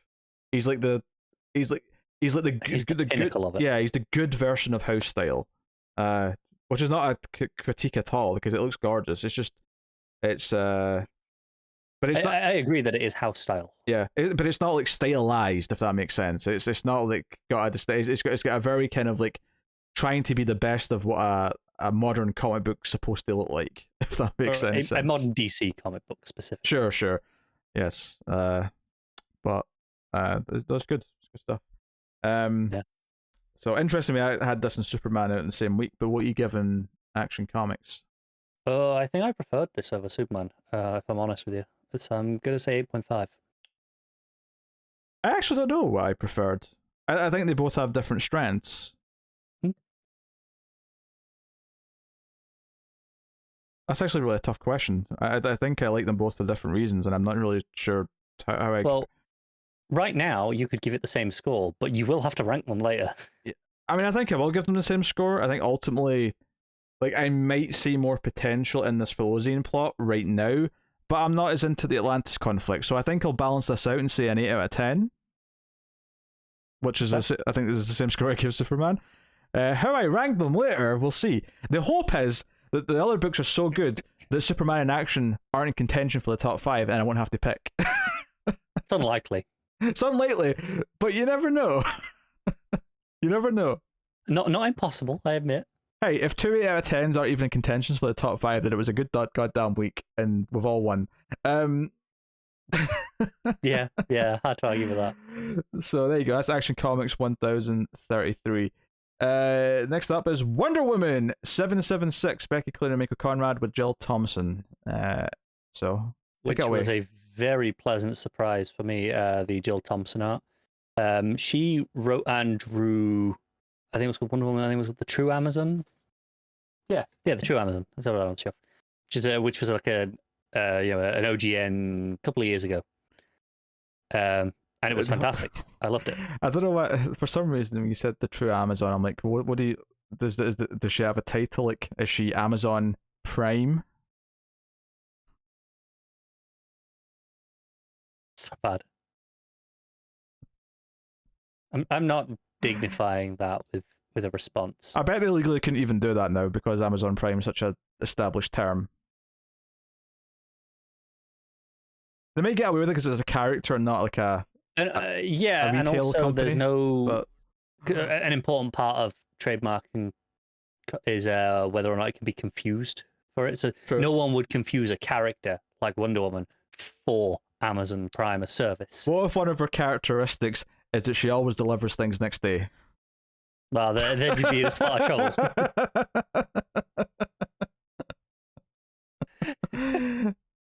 Do continue. Well, thank you. So this issue, you were still bouncing through mythologies as we have been.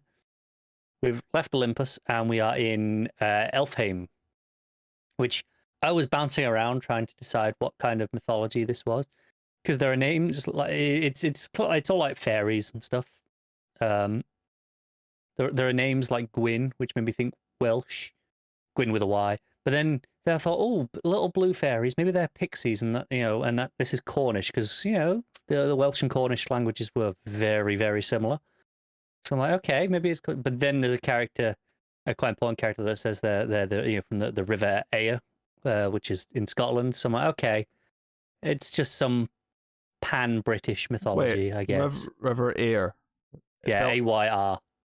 I'm just going to assume that's an Aire, which is the same spelling. Yes. I'm not aware of a river in Aire, but it wouldn't shock me. Would it be surprising if it had one? Let's be honest. Most older settlements have a river. Yeah. Yeah. That's the first statement.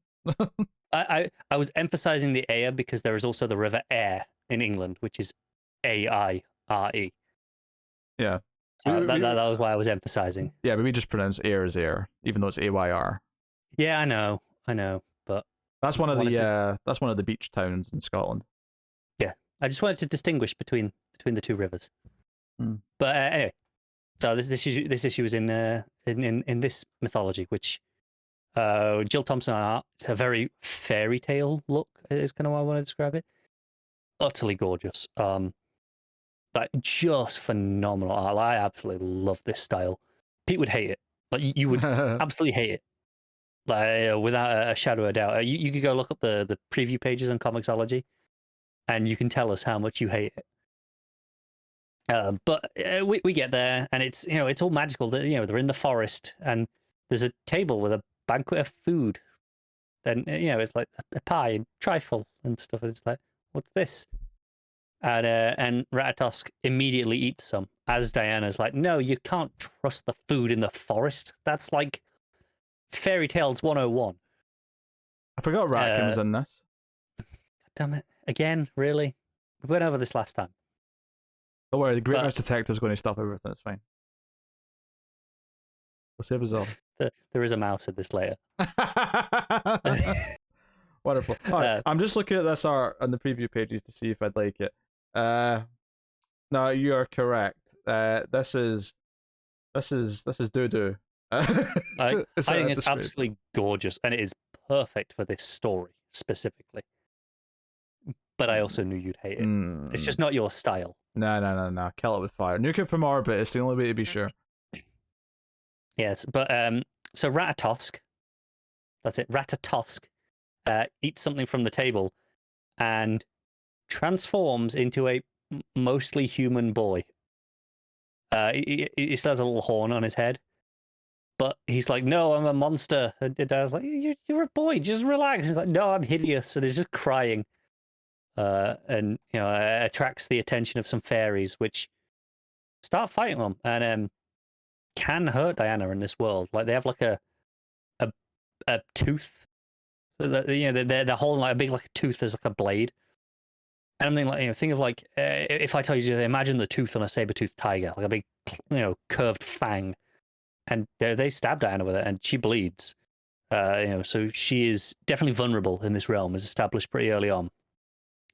But like a fairy warrior shows up. So those are the pixies, but then the fairy shows up, and he's like human sized, and starts accusing her of killing the queen. And she's like, "I just got here, and you're a murderer, liar. Right? You're gonna go to the tower, and puts him to sleep with some fairy magic, or puts Diana to sleep with some fairy magic specifically. Ratos tries to run away, and has to be chased. Again, all this stuff is just fascinating. The rules of this world are so different to other stuff that's gone on. And this is this fairy. This is the new King Gwyn.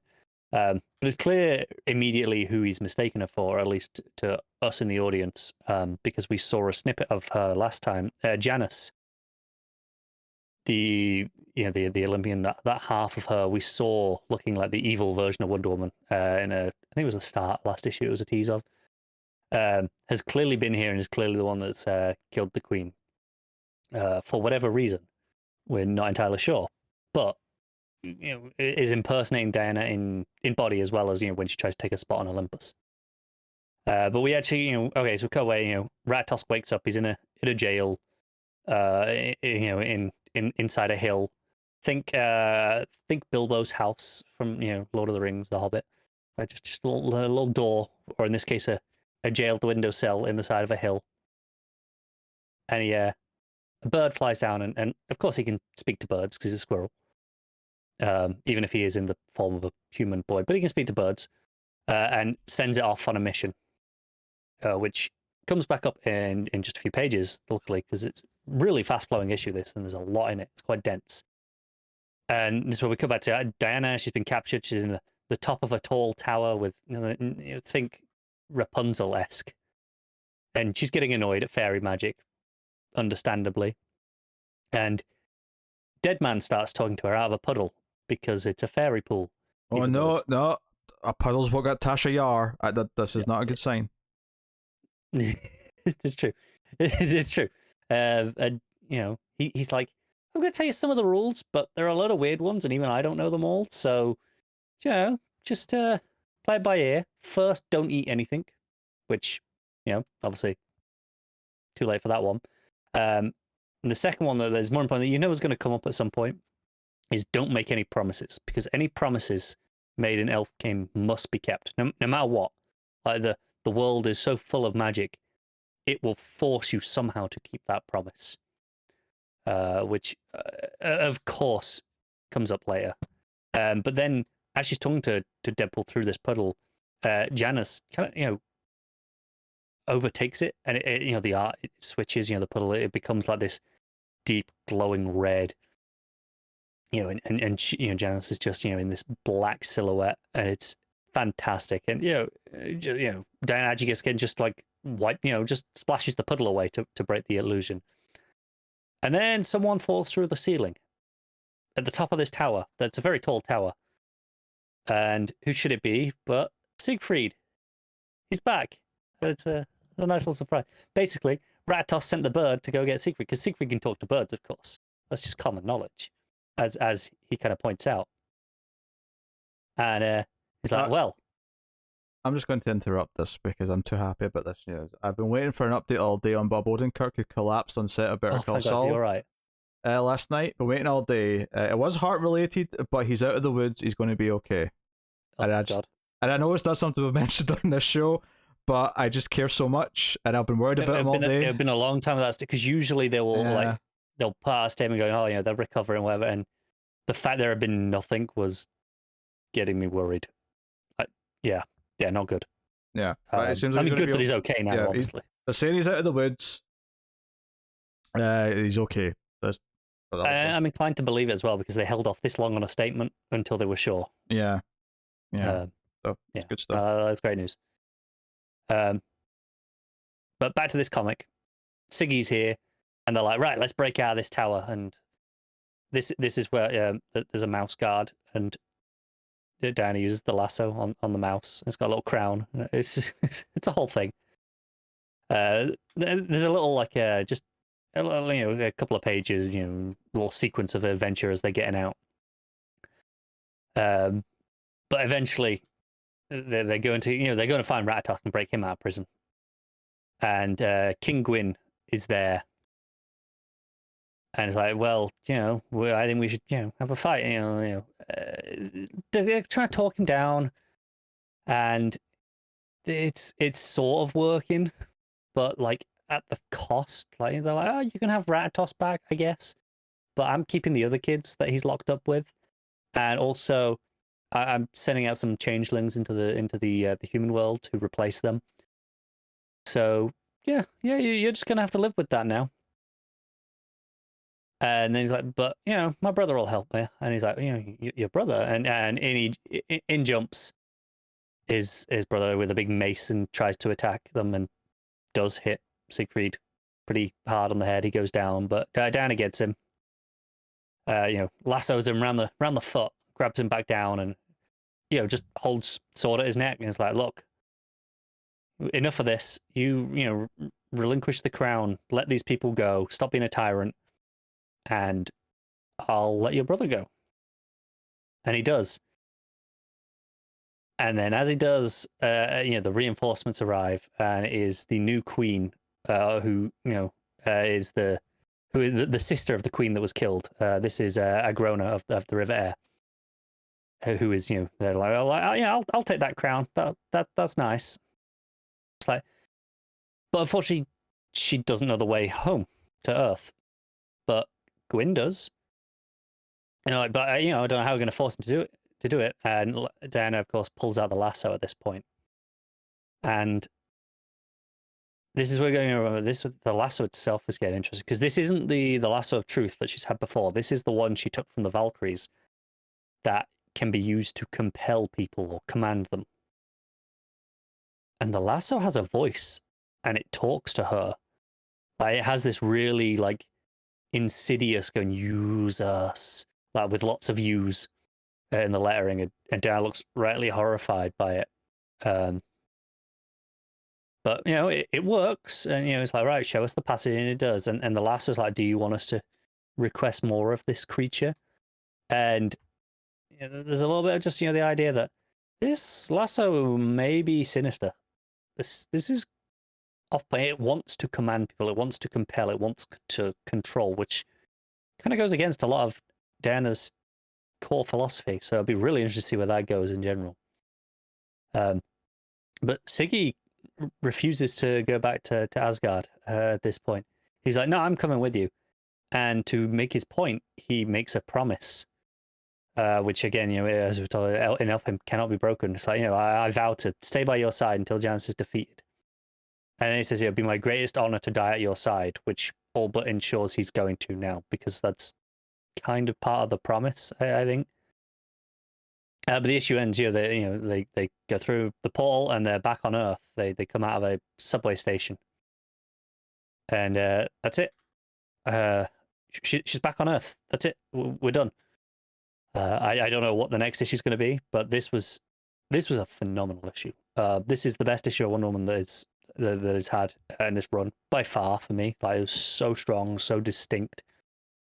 This took all the stuff I loved about the Asgard stuff by being unique, but got a little bit stretched out over the course of that arc, and condensed all of that into one magical issue. Just went, no, this is the mythology. We're doing this. We're playing this world. I would have loved a series of issues like this in various mythologies instead of that one Asgard arc, which I still like. But if it had been broken up into a sequence of hopping through mythologies like this, oh boy, this would be an all-timer of a run already for me if it was doing stuff like that. This issue's like a 9. Everything's just so dense, but compelling to read. The art it's the best art this run's had. And again, it's some good art, but and again, I should point out the best art this run has had for its story. I know this will not be to everyone's taste just looking at the art, but matching that, that old British fairy tale feel, it is uniquely perfect for that, and that's what matters. So this is a 9. I glanced at 3 pages on Comicsology. I'll give it and you despised it, I know. 3 out of 10. Point for each page, so I mean, it would have got a 20 out of 10 if it continued. yes, that's how that math works. All right. Checkmate issue 2, Brian Michael Bendis and Alex Maleev on art. And Bendis not in the best of places and an opinion as far as the show goes right now. Based on some duds, based on his Justice League. And Checkmate issue 1, the previous issue, was alright. It wasn't like blow away great. It wasn't as good as some of the better issues of the first series. I think what's funny about this issue is that it's perfectly fine, and the art's obviously great. It's one of those weird things, though, where because Bendis is off in his own little corner, and because it's, you know, occasionally going to tie into his other books, there was kind of a lack of enthusiasm I was feeling as I was reading this, despite the fact that there's nothing wrong with what this issue itself is doing in terms of its story. It does make me wonder, like, I'm a little bit worried that a lot of what this is setting up is eventually going to be in another Bendis book, that maybe I'll like it, maybe I won't, but I won't actually know for sure. And given the way that, you know, Naomi ended up being heavily told in Justice League, the way that Sinmar's now in Justice League, not that I wanted to see more of Sinmar. Is there anything not in Justice League? But, like, I mean, even the way, like, you know, the Leviathan stuff was dipping in and out of Action Comics, which was great at the time because I was really enjoying Action when he was doing it, and I was enjoying the Checkmate stuff and Leviathan stuff. So it was fine in that case. But now that there's enough examples of Bendis books that I've happily said goodbye to, there is kind of this weird, uneasy feeling of, well, what if this doesn't have a proper ending and it's all about setting up more continuation that's going to then be in Justice League, which I'm not reading? Starting to feel a bit like I don't mean this necessarily as a dig, but, you know, like the MCU, in the sense of it's always just at the end of every project, it's like, well, there's more in the next thing. Yeah, possibly a little bit. It's just kind of weird because Bendis he's shown so far with DC. I mean, he did it with Marvel as well, but he's definitely shown it with DC that he is happy to finish off plot threads in different books that aren't necessarily books that I'm going to want to read. I assumed when he was jumping to DC that I'd want to read everything he was writing, and sadly that's not been the case. You know, his glory days, and I know Conrad will say he never had glory days, but I do believe he genuinely did. I think Bendis has a great catalogue of work behind him. While I don't like it, I can believe that some of it is better than others. There's still a scale, right? I can buy that, I don't know, his Daredevil is better than this, for example, hypothetically speaking. Oh, it is. His Daredevil's better than this. Yeah, and I also believe I could, if you give me the first 10 issues of his Daredevil and the first 10 issues of his Superman, let's just say, you know, I would probably, I'm not going to say I'll like either of them, I'll dislike both, but I would probably get more out of the Daredevil still. Yeah, I loved Ultimate Spider-Man, and I love what I read of his Daredevil. They're both runs that I do want to go back and, like, start from scratch again and read all the way through. Maybe... I mean, I read the first trade of his Daredevil, the thick trade, because I picked it up dirt cheap in Comicsology before I realized I just didn't like Bendis, and it was so well regarded. No, I think that's what I read too. Ultimate Spider-Man, I read a lot of that. I got they never did a second volume, but I read the first omnibus, which was like the first 40 issues, give or take. So I read a good significant chunk of that and really enjoyed my time. Like, I read through that very quickly for what it was. So, you know, and maybe one day I'll think of some sort of stupid show where I go back and read runs. But today's not a day for that. Maybe tomorrow. Definitely not tomorrow either.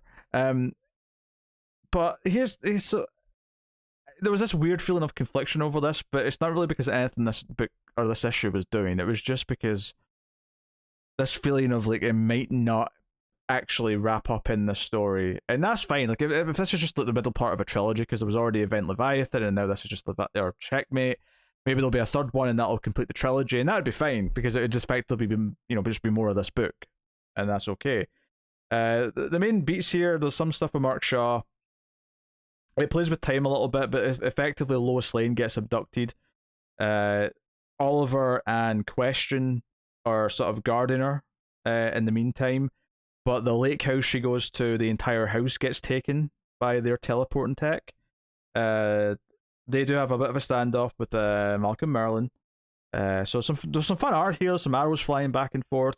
There's a fun little element where Oliver fires an arrow off and hits the ship, but it's one of those like delayed explosive arrows, and it doesn't go off until it's teleported back to base. So the ship kind of like has this big explosion coming from it when it gets back there, right in front of Mark Shaw. There's also a fun beat where Talia, who's been held captive, breaks free and kills a bunch of people at Leviathan. Mark Shaw suits up into his Leviathan outfit and he has a big fight with her. And it's, again, great art. A lot of use of shadows. There's a 2-page layout where it all takes place kind of in the dark, and then he like blasts her with electrocution stuff, and then we go back out of the light. And Superman shows up, and there's this cliffhanger with this scene where Superman shows up to save Talia. And then we come back to the final page, which is Shaw finally confronting Lois after like taking the lake house, and he basically says, "Did your husband tell you what we spoke about the last time he was here, invading my country?" Because that's how he phrased it. He said that Superman was invading his country. Because if you've forgotten, Leviathan have like declared Markovia as Leviathan. That's not new. That's been established. No, this is just me never paying attention to anything you talk about when it comes to Bendis. Usually also, because Matt's here and I don't have to listen. Also, apologies for the subscriber noise that just played and the audio. What did you do? I didn't do anything. Oh, okay. Sometimes Streamlabs messes up and it plays like an extra noise, even though it's not in this profile. Normally it doesn't matter because we're recording the audio separate, but we're recording the audio through OBS for this, so so it picked up. Normally I'll just ignore it and pretend it never happened and it'll never be there because it's just not in the audio, but oh well. You got a little ding noise, it's fine. Not the end of the world. I just thought I'd let them know and not think they're going crazy. Yeah, so that's perfectly fine. The time jumping back and forth is a little bit confusing. There's a little bit of like now, 2 weeks ago, then when does this scene take place? There's a little bit of confusing with that. Because I didn't necessarily get where the Talia stuff was taking place, but then when it cut forward to the Lois stuff, it was very clear that happened in the past.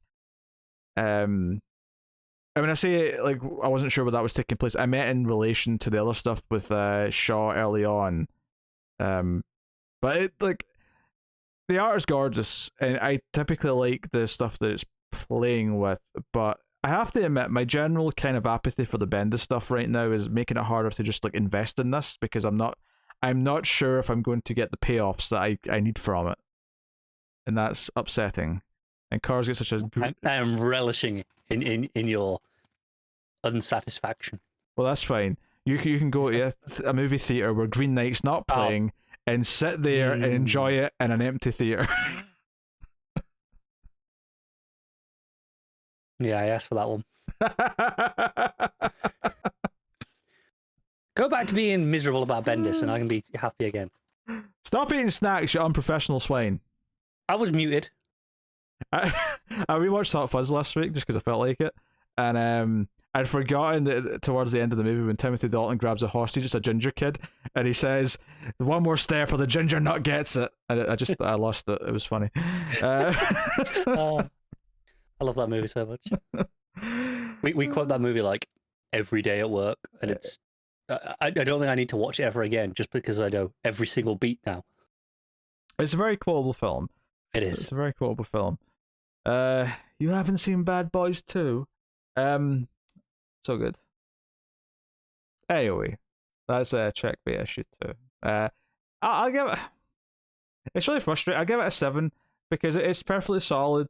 I feel like I'd probably be liking it more if I wasn't so down in Justice League right now. And I know you're like, why does that affect this? But because he just has things... Because, I mean, hell, in Justice League, there's already a plot thread that before I start reading it with Oliver and Dinah and someone tied to Checkmate. Like, that's already been a plot beat in Justice League, so I already feel like there's stuff going on in that I'm missing now by not reading more of it. Wasn't all the... Like, I'm assuming this was in this book because it was on the cover, the Damon Rose stuff.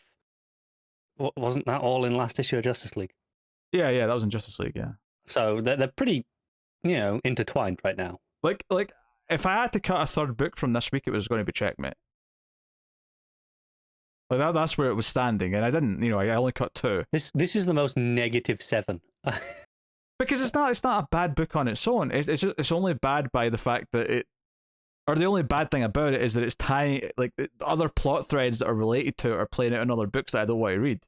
I feel like you're like just channeling Matt a little bit, where he'll complain about a book for 5 minutes and they go, "It's an 8." Anyway, 7 out of 10. Well, the art's gorgeous. Maleev, all right. No, all right, that's probably worth a 7 on its own. There's some objective stuff there. Anyway, Robin, issue 4, Joshua Williamson, and we have a different artist for this issue. We have Jorge Corona filling in. To be fair though, I think it does a just decent job of feeling like the same style as the previous. It doesn't feel like a drastic shift. It's the same style. I think it is notably not as good. I would agree with that, but I appreciate an attempt to feel like it's the same sort of vibe, because sometimes you get a different artist and it's like, all of a sudden it feels like we're at a different time period because the art looks completely different or whatever. So if you're our last issue, Ra's al Ghul showed up and saved Damien when he was falling to his death. And this issue, Damien's with Raz on a separate little island, questioning him why he, like never told him about the League of Lazarus. Are you working with the League of Lazarus? What's going on here? What are you up to? It turns out he's Ra's al hippie now and just doesn't give a shit about any of this.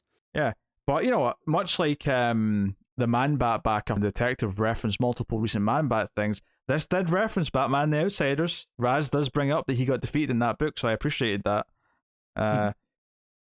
The other Deathstroke-looking person on the island kills Rose. Obviously not permanently, because we're on Lazarus Island. Yeah. Respawn, I believe the name is. Respawn, that's the one. And she doesn't know who Respawn is, and she even asks, like, who are you? Like, why are you such a fangirl? It says the voice sounds familiar. Or fanboy. Or do we know what the gender Respawn is? Hard to tell. Because, I mean, they're fully clothed, so it's hard to... and they're clearly a kid, so, I mean, the size doesn't really give it away either. Yeah. But, this is also notably the final death needed, because everyone has to die once before the tournament can start. So that's the big deal here, is that there's going to be... the tournament's going to start at dawn or whatever. I did like the silhouette page where she actually kills, or where they kill, not knowing the gender, Rose, with the silhouette with the blood splatter. I think that's a really nice panel, actually. Yeah, it's really good. Even if the art overall is a little bit weaker than the regular artist. But, yeah, it's some Damien training with Raz, and him talking about his strengths and saying that he hears some of his father in him when he's talking about, various things. But yes, do some yoga. It's all mental as well as physical. Yeah, and he's like talking about the stars, and he's looking up at the stars with Damien. And it gets back to the idea that Raz is not evil. Mm-hmm. He falls into the same category as like Ivy, in that he's got a goal that he will achieve at any means necessary, but it's not an inherently bad goal. Yes. Also, there's a panel of Goliath doing yoga with the others, and it cracks me up. Yeah, it's good. Goliath is around in this issue, yes, and we've not seen him too much recently, I don't think. No, I think it was probably in that Titans book not that long ago, but possibly. But I mean, obviously we fell away from that. So yeah, I think I remember there was a big point where Goliath abandoned Robin at one point because like Robin was being too evil, and it's like lost his way. So even Goliath didn't want to be with him anymore. Yeah, Damien sneaks off, steals Raz's ship, and I kind of like that Raz pets Goliath and says, "My grandson is demon and detective." And it's kind of go back to what I was saying about John and Superman, is the idea of playing with the fact that he's both Superman and Lois Lane equally. Yeah. The idea that Damien is both, as Raz puts it, detective and demon. That's how he would phrase it. We would probably phrase it more, but equally Batman and Raz, I guess, but or Ghoul. He's equally Ghoul. Yeah. But anyway, Al Ghoul probably, but Ghoul, whatever. Ghoul sounds better.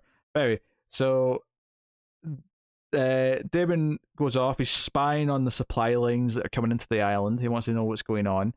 Gets a little bit of the ghostly Alfred chatting to him, but he witnesses that the League of Assassins and the League of Lazarus are in cahoots in some way. There's like a sort of handoff happening here that has been all secretive that you witnesses. So that's a fun little plot beat for later. And the cliffhanger is that there's some people following him on the rooftops, and he's like, I knew I couldn't trust Ravager. And it's obviously it's teasing that maybe like some assassins or some villains are coming after him, but then the final page reveals that it's Nightwing, Steph, Jason, and Tim, the Bat family, and they're like, it's time to come home.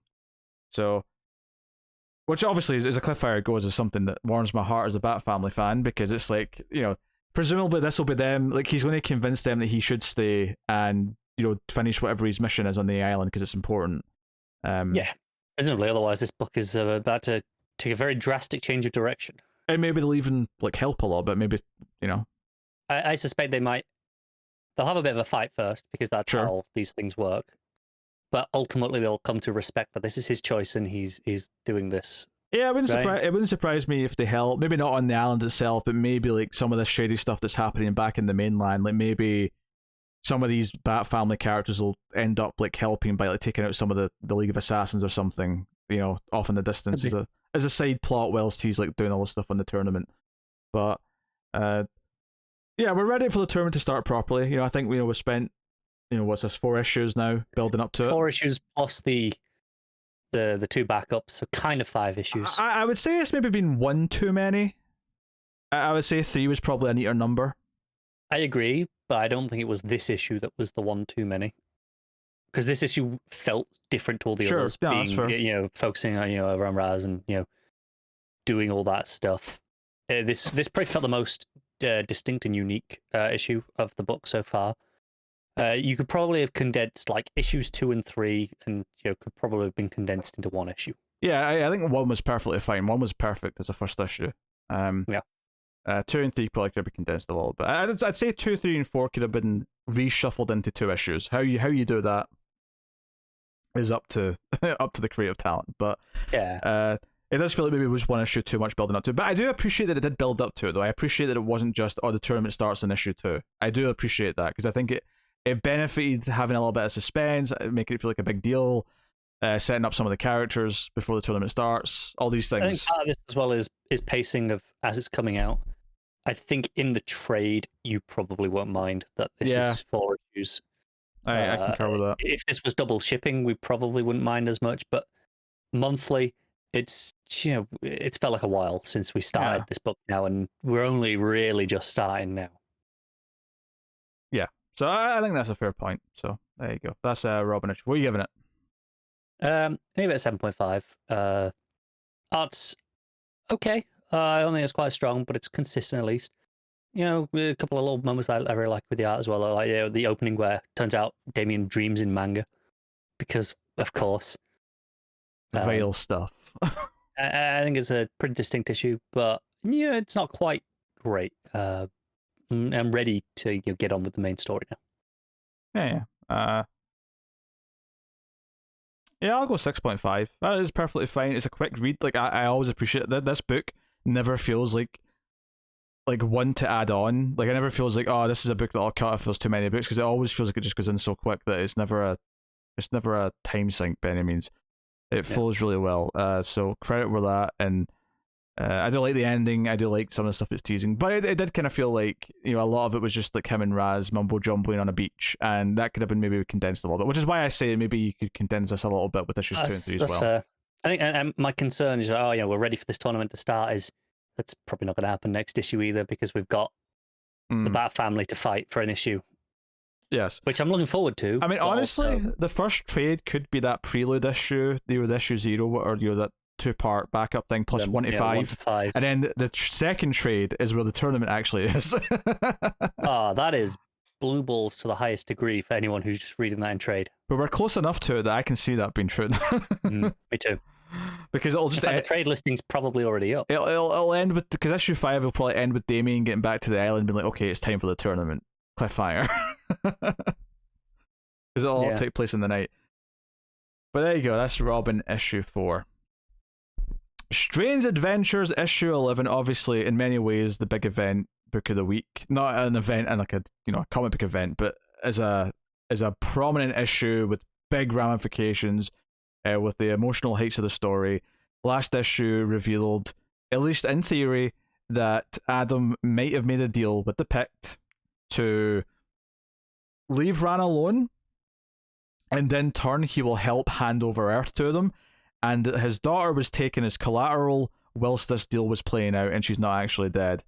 And we ended with the tease of him coming home and Alana going downstairs to greet him, which is where we start off on this issue, and she immediately slaps him in the face.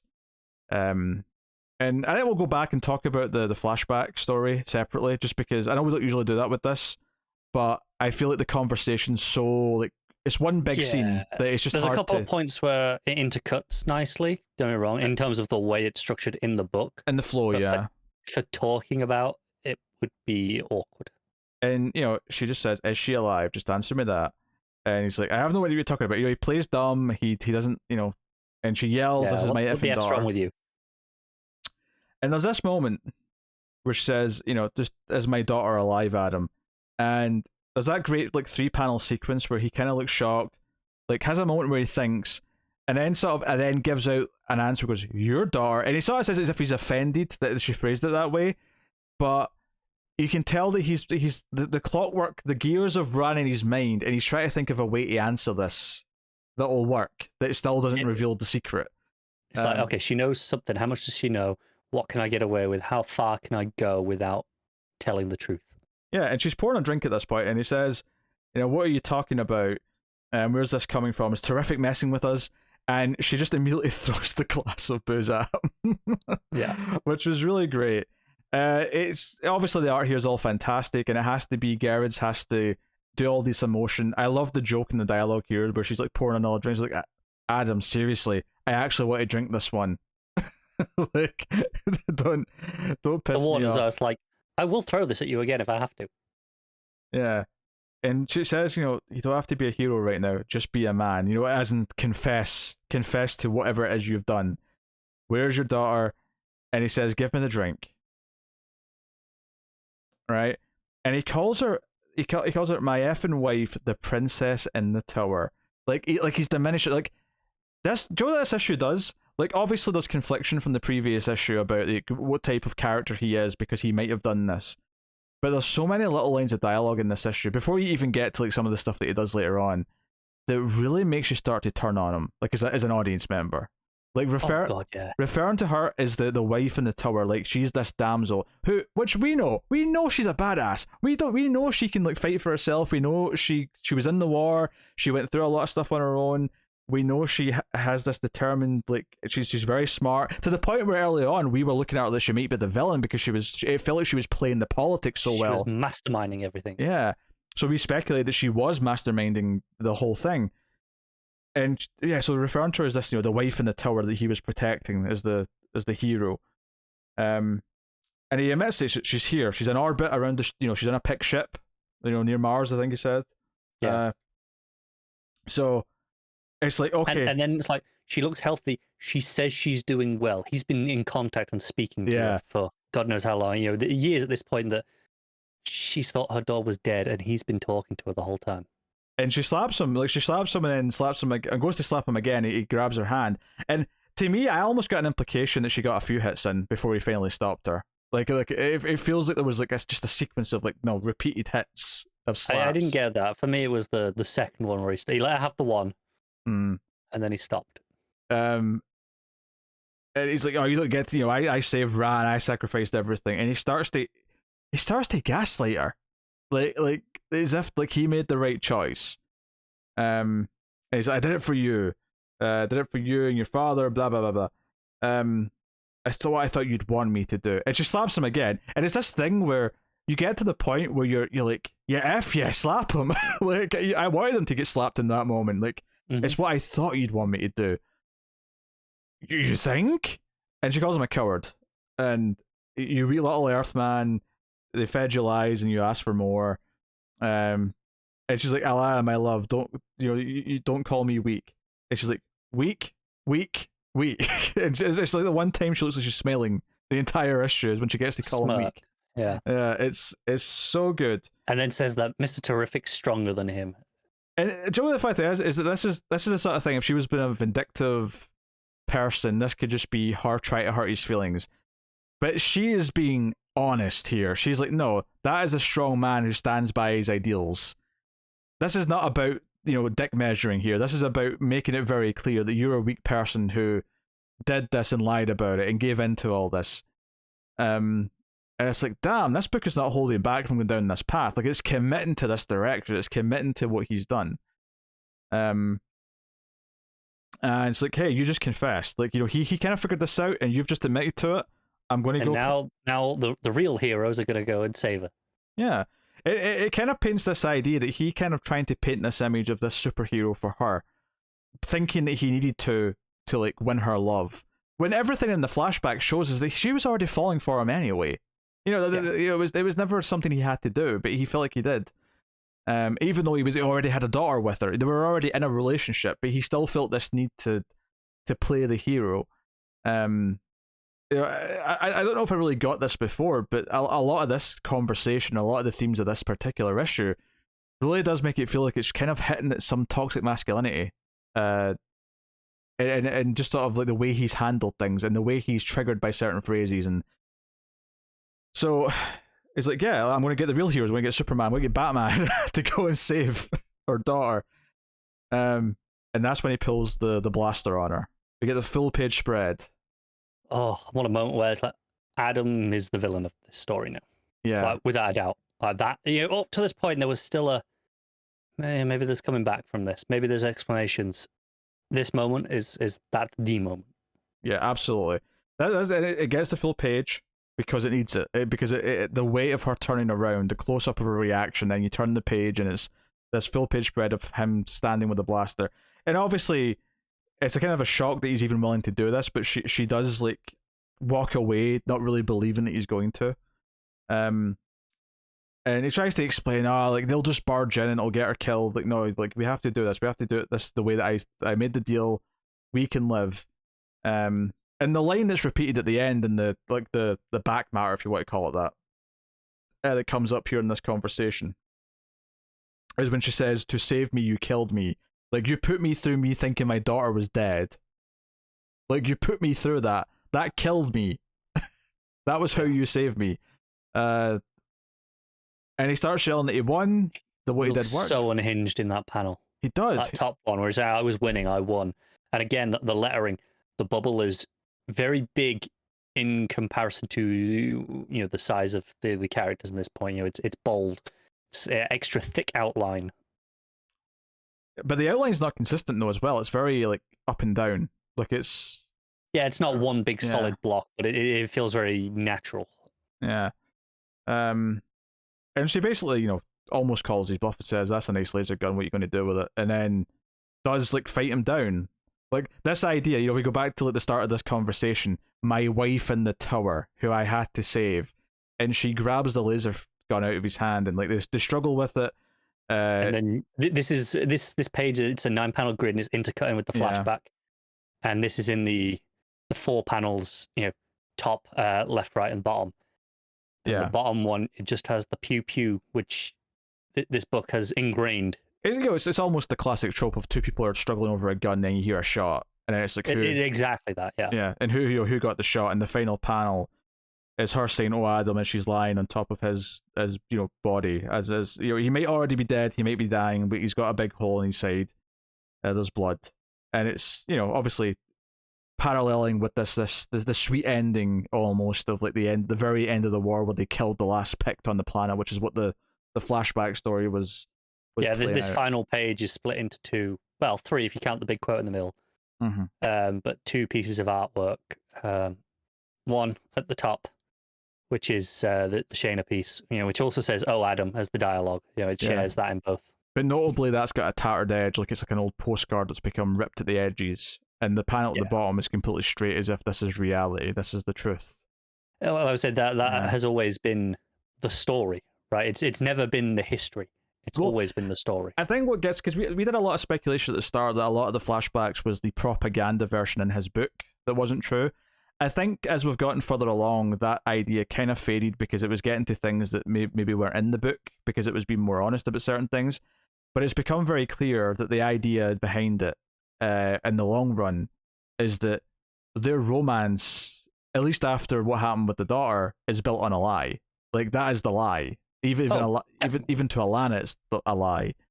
I actually still think it is the propaganda in the book is what we've been seeing. I think it's been just honest enough that I can see a autobiography having those details and getting awards for it. I don't think it discounts it. I'm just saying that it's got a different layer by the end where it's like also a lie to her, and it's like the romance itself is a lie, which even their love was propaganda in a weird way. It was him holding on to this relationship in a really toxic way that obviously like there was no ending to this other than their relationship breaking down.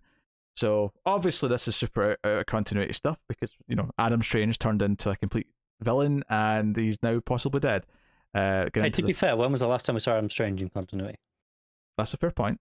But we'll get to this last issue now with this ending, and presumably it's going to be about saving her daughter from the Pict, you would imagine, but probably not in a straightforward superhero comic way where that's just a straight story that's going through it. I'm sure it's going to be... That would be probably an excellent issue, but I don't think it's the one we're going to get. I imagine that'll be playing out in the background whilst the main story focuses on a conversation or something with her. I could almost see them... the story of the book on Ran has been told. I can see them maybe using Shayna to tell the story of the Justice League trying to rescue, and Gerads following, Alana somehow, just whatever she is doing on this side of it. Yeah. And will the daughter even make it out? Will she die whilst they try to save her? I mean, will Adam ultimately be proved right that if the Justice League go barging in, she'll be brought back in a casket, as he says, or was he wrong the whole time? But even if he's right about that, he put her in that situation. That's the thing. Like, they might still save Earth. Like, even sure, she might get shot because the Pict might just kill her when they're on their way in, but they'll still might save Earth because of the Justice League, and that's what they do. They might be able to win this fight. After all, it's just an attempted invasion. Just an attempted invasion, yes. But I mean, it's hard to say that this issue wasn't phenomenal. Obviously, we didn't mention the flashbacks much yet, but it's this story of them making a deal with these creatures who live up in the snowy mountains, who like eating people of all kinds, but they agree to help them go and take out the last couple of Pict who are hiding. Giant owl-looking things, but they have like 4 arms. Yeah, they speak in sign language. But their fur's like a coat almost because their hands came out of it. Yeah. But they're tall. They're like 7 foot, 8 foot tall or whatever because they're taller than the humans are. Oh, they're like twice the height. They're probably like 12 foot. 12 foot. I'm not looking at it right now, but I just remember. Yeah, I think they're more or less like double the height. Oh, fair enough. Then they're about 12 foot. So, and obviously that stuff's all gorgeous with Doc Shaner, and obviously the way it intercuts with the present story is all to juxtapose their final sort of like victory, which is a sweet kind of romantic moment for them, with the breakdown of everything. But that's why it works so well, is because everything in this scene is a lie. This victory is a lie. The daughter being dead is a lie. The romance at this point is a lie. Fundamentally, why everything in this book has worked has always been the dichotomy between the story and the reality. The idealized version, and then the cold, harsh, muted colors of Gerads' miserable truth. And it makes you creeped out a little bit because there's a scene where he tries to kind of initiate sex. And it just makes you feel a little bit sick that all of this is like, this entire situation is all just orchestrated to make him look like the hero. It's the sort of thing where if you were getting just the story of the book, like just the Shayna story, which could have been a 6-issue mini on its own, like just this story, right? Mm-hmm. It wouldn't have had the same weight to it, of course, but just as a fun little adventure story that wouldn't have felt out of place in the Adam Strange canon. You'd have gone, oh, this is a cutesy moment of him kind of flirting with having some fun with his wife. It's kind of what I said at the start, is that the sad tragedy of this is that she was already in love with them. They were already married, and she clearly was already destined to be in love with them. She felt that from the day she first met him. Like she said that, and herself basically. But so that's this idea that obviously they would have romantic moments and they would be intimate with each other anyway.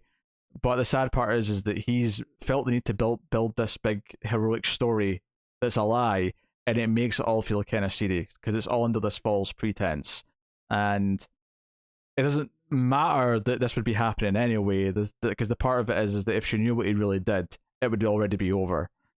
So it's it has this extra layer to it, and it's it's one. I'm very fascinated to see how it is. We kind of have to wrap this up. We're running out of time here for this recording, but I will definitely dive in depth for that final issue and really pick it apart, I think, and analyze the story as a whole. And hopefully that's what all three of us are there for, because I'm sure Matt will have many thoughts. Who knows at this point? Yeah.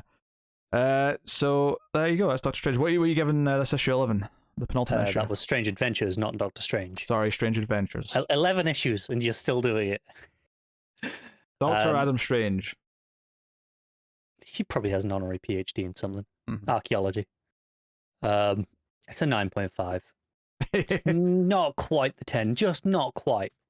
But yeah. Oh, it's close. Yeah, I'm also going to give it a 9.5. It's just been a phenomenal book, and this is exactly what I wanted it to be. I think I even said last issue, the next issue should just, like, the present day story should just be them having the conversation. That's all it should be, and that's all it is. But obviously got a big dramatic ending, but it should just be them having this out in the open. Yeah. That's what it was. That was the right choice. Before you get to the end of the show, I have come back in time from a later day because we recorded so early this week that I am doing a Patreon book later in the week. I mentioned this at the start of the show, I think, but everyone to patreon.com/MailFuzzTV. Our patrons at one of the higher tiers can make myself or Connor read a book. This is going to be me talking about American Vampire, issue 21. Scott Snyder writing, with Jorge Burnett on the art. This is concluding the 3-issue arc, Beast in the Cave, which I've not been super hot on, and definitely after reading this issue, I would say that I am still. This is definitely the weakest arc of the book so far. Not that there's nothing to like in it, but even just from a conceptual point of view, the idea that Skinner and Book have this history and that they were so close to interacting with the vampiric being, before Skinner became a vampire years later after being an outlaw for years, it's just all a little bit unnecessary. A little convoluted. It's kind of one of those things where you're retconning things, more stuff out of the backstory. And obviously this is an original, concept by Snyder. Maybe this is something he always had in mind. They wanted to go back into this time period and tie in their backstories. I can't remember if their backstories become more important later, with their childhood and their time when they were kind of on the same side. But at least after this arc right now, where we are in the story, it just kind of feels superfluous and just an excuse to have a story with them kind of having this relationship. And I don't know if I needed it that much. I think the origin of Skinner Suite back in the backups of the first arc was perfect. It didn't need anything else. But yeah, so the issue starts with the general, or whoever he is, wanting to kill Book, wanting to put him against firing squad for being a coward because he knew that Skinner was trying to leave and assumes that he was helping him. Book tries to convince him otherwise. He was trying to get him to stay, but he doesn't believe him. And the Native American who went off and sort of made himself a monstrous vampire with the woman in the cave, which was what a lot of that last issue was about. He starts talking to the other Native Americans in monster form. So he's this big vampiric monster. But then she shows up. She's not dead, and she's also in vampire big monster form. And they're not human at all here. Their monster designs here are full on transformed.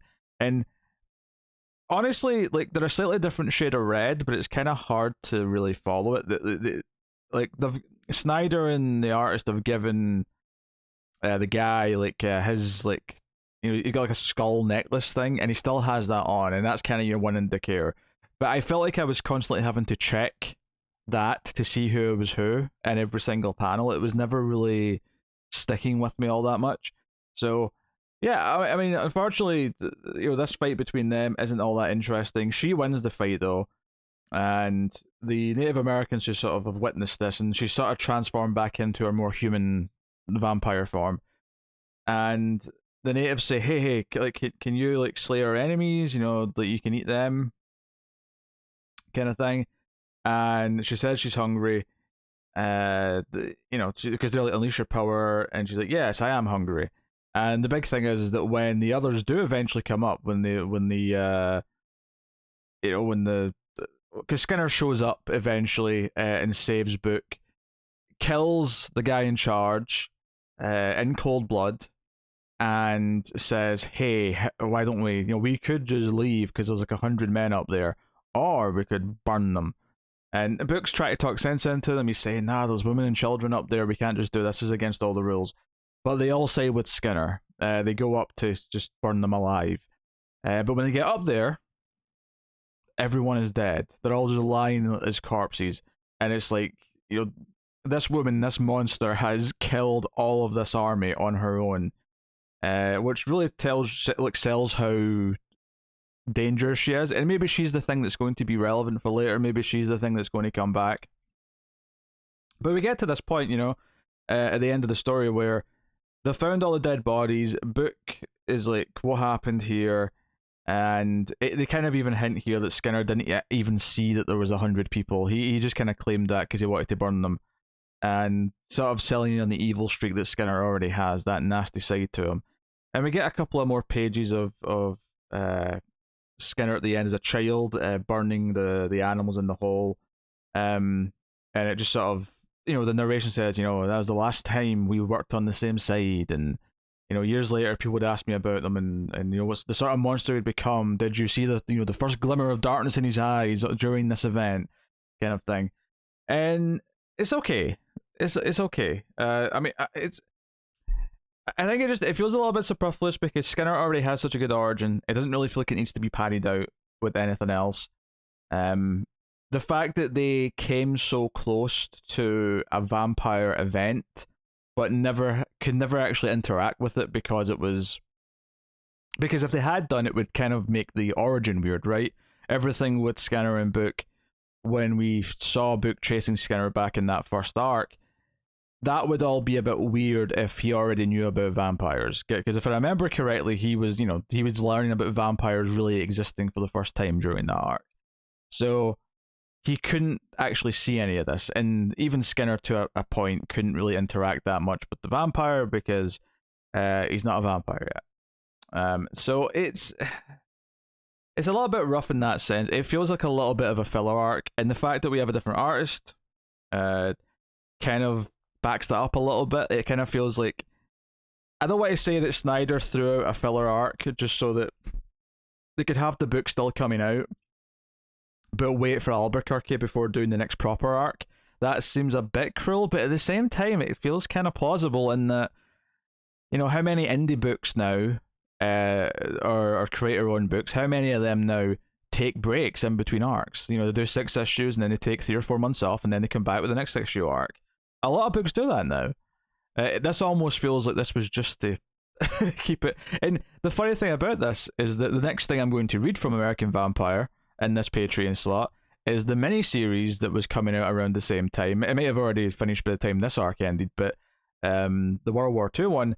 And so it was definitely very possible for there to be alternate arcs with different artists that felt very strong. And I know Matt thinks it's the best thing of the whole run, if I remember right. And I remember that many being very good. I'm looking forward to reading more of it. So it's kind of interesting that this little 3-issue arc does feel a little bit fillery. And the issue, because the issue before was like a one-shot as well. So this little section does kind of feel like we're killing time before the next proper arc. And I'm excited for the next arc. I remember the next arc being fun because the next one I think is in the 50s. So that's cool. But yeah, and the art's okay. The art's, you know, I've already spoken about the art in the previous 2 issues. It's not terrible by any means, but it's nothing compared to Albuquerque. It's a little bit flat in comparison. It doesn't quite have the same atmosphere or mood. The monster just feels kind of flat. There's no moodiness or kind of shadow quality to it. It's just all very bright and just in your face, and there's nothing to really kind of enjoy about the horror side of things. which is a shame because that's what this book is good at. It's what made me fall in love with the book at the start of the start of the series, and so it's a bit of a shame that this arc is. It's not a big deal. It's a 3-issue arc and a longer series, and I know from memory that it is good again after this, so I'm not concerned. But the Beast in the Cave arc is definitely the weakest that this book has been. Like I say, I was actually supposed to do the miniseries before this issue or before this arc. And I just forgot to switch over to it. I just kind of went on to the next issue because I'm not reading trades. I actually have all the single issues from before, so I just forgot it was time to jump over rather than I'm not reading from the trade where that miniseries is just at the end of the trade, and I just naturally went on to it. But I'll be on to that next. So it'll be I think Survival of the Fittest is the first mini, so that'll be the next issue I read. As for this one, it's not terrible. It's like a 6 out of 10. Something in that range. I don't feel strongly about it, but I don't feel strongly about it in a good way either. It's just all I'm really trying to analyze is why it just is kind of middling. I was going to say lame, but I think lame's a bit harsh. But it compared to the rest of the book so far, it is a bit lame. Those first two arcs are wonderful. So or 3 arcs, whatever I've done so far. Time is but a flat circle. So there you go. That's American Vampire issue 21. Here concludes the Patreon book interlude, recorded days later. Back to your main show. That'll take us out the part of the show where we pick our favorite stuff of the week, favorite panel / moment, favorite cover, favorite art, and top 5 books. So we'll start with panel / moment. What you got? Full page of I'm Adam Strange holding the gun. It's hard to fault that. It's an easy one, I'm not gonna lie, but I didn't really think too hard. I just went, that's gorgeous. I'm going with it. Yeah, I'm tempted to pick some from somewhere else because there's a couple of things I could pick, but I might there's so many, because everything with their interactions in Strange Adventures is so well built that everything has such big, like, heavy drama behind it in every single bit of the interactions.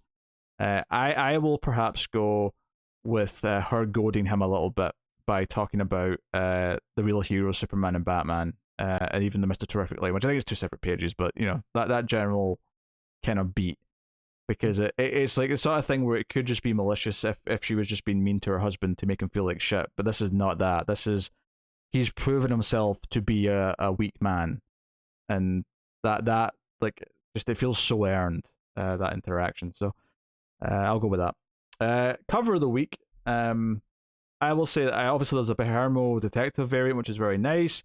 Both Strange Adventures covers are fantastic, but it is Huntress. It is the Secret Files Huntress cover. It's gorgeous. A good call, yeah. Other ones I'd want to shout out is the Robin variant, the Maniple one. That is a top quality one. Rose. And also the Huntress variant. Oh man, that book has 2 just incredible covers, and that's not fair.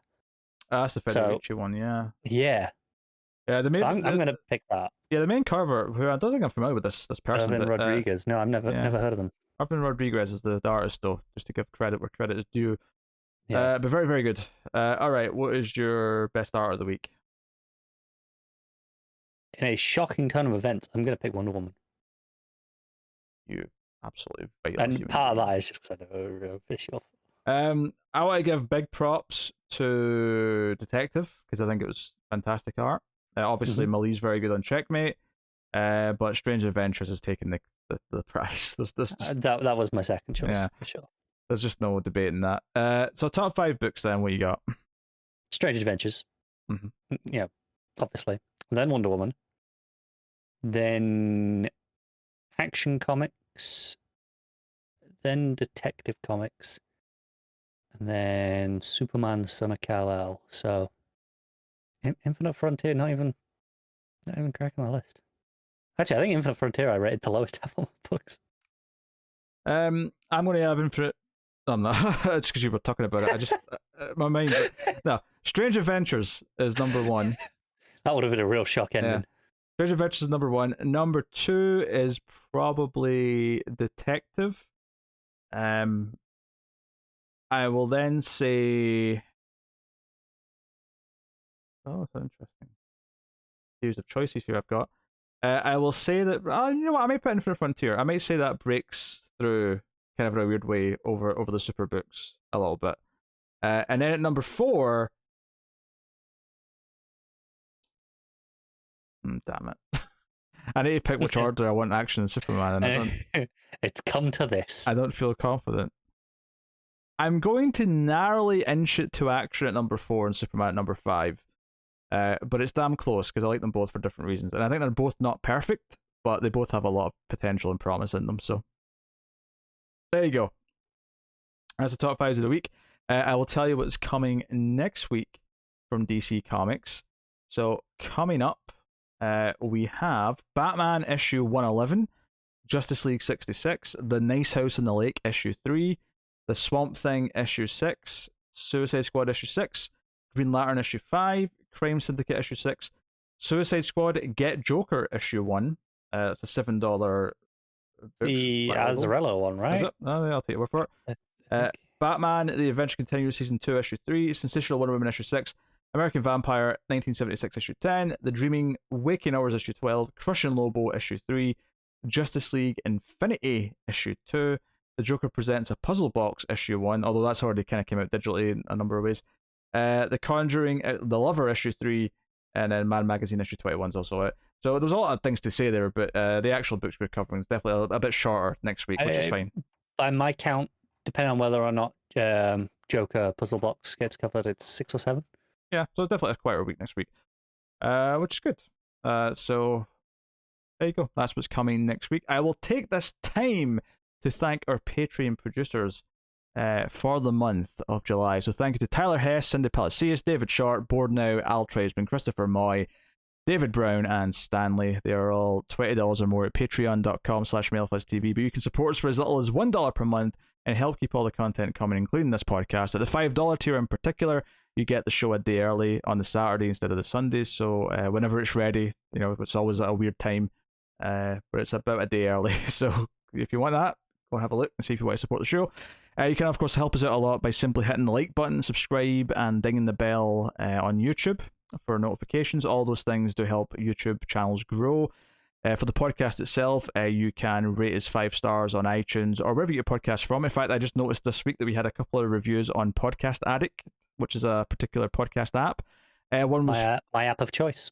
One was favourable and one was not. One was a 1-star review that said we didn't talk enough about each book. And too short. We didn't spend enough time on each book. That was the review.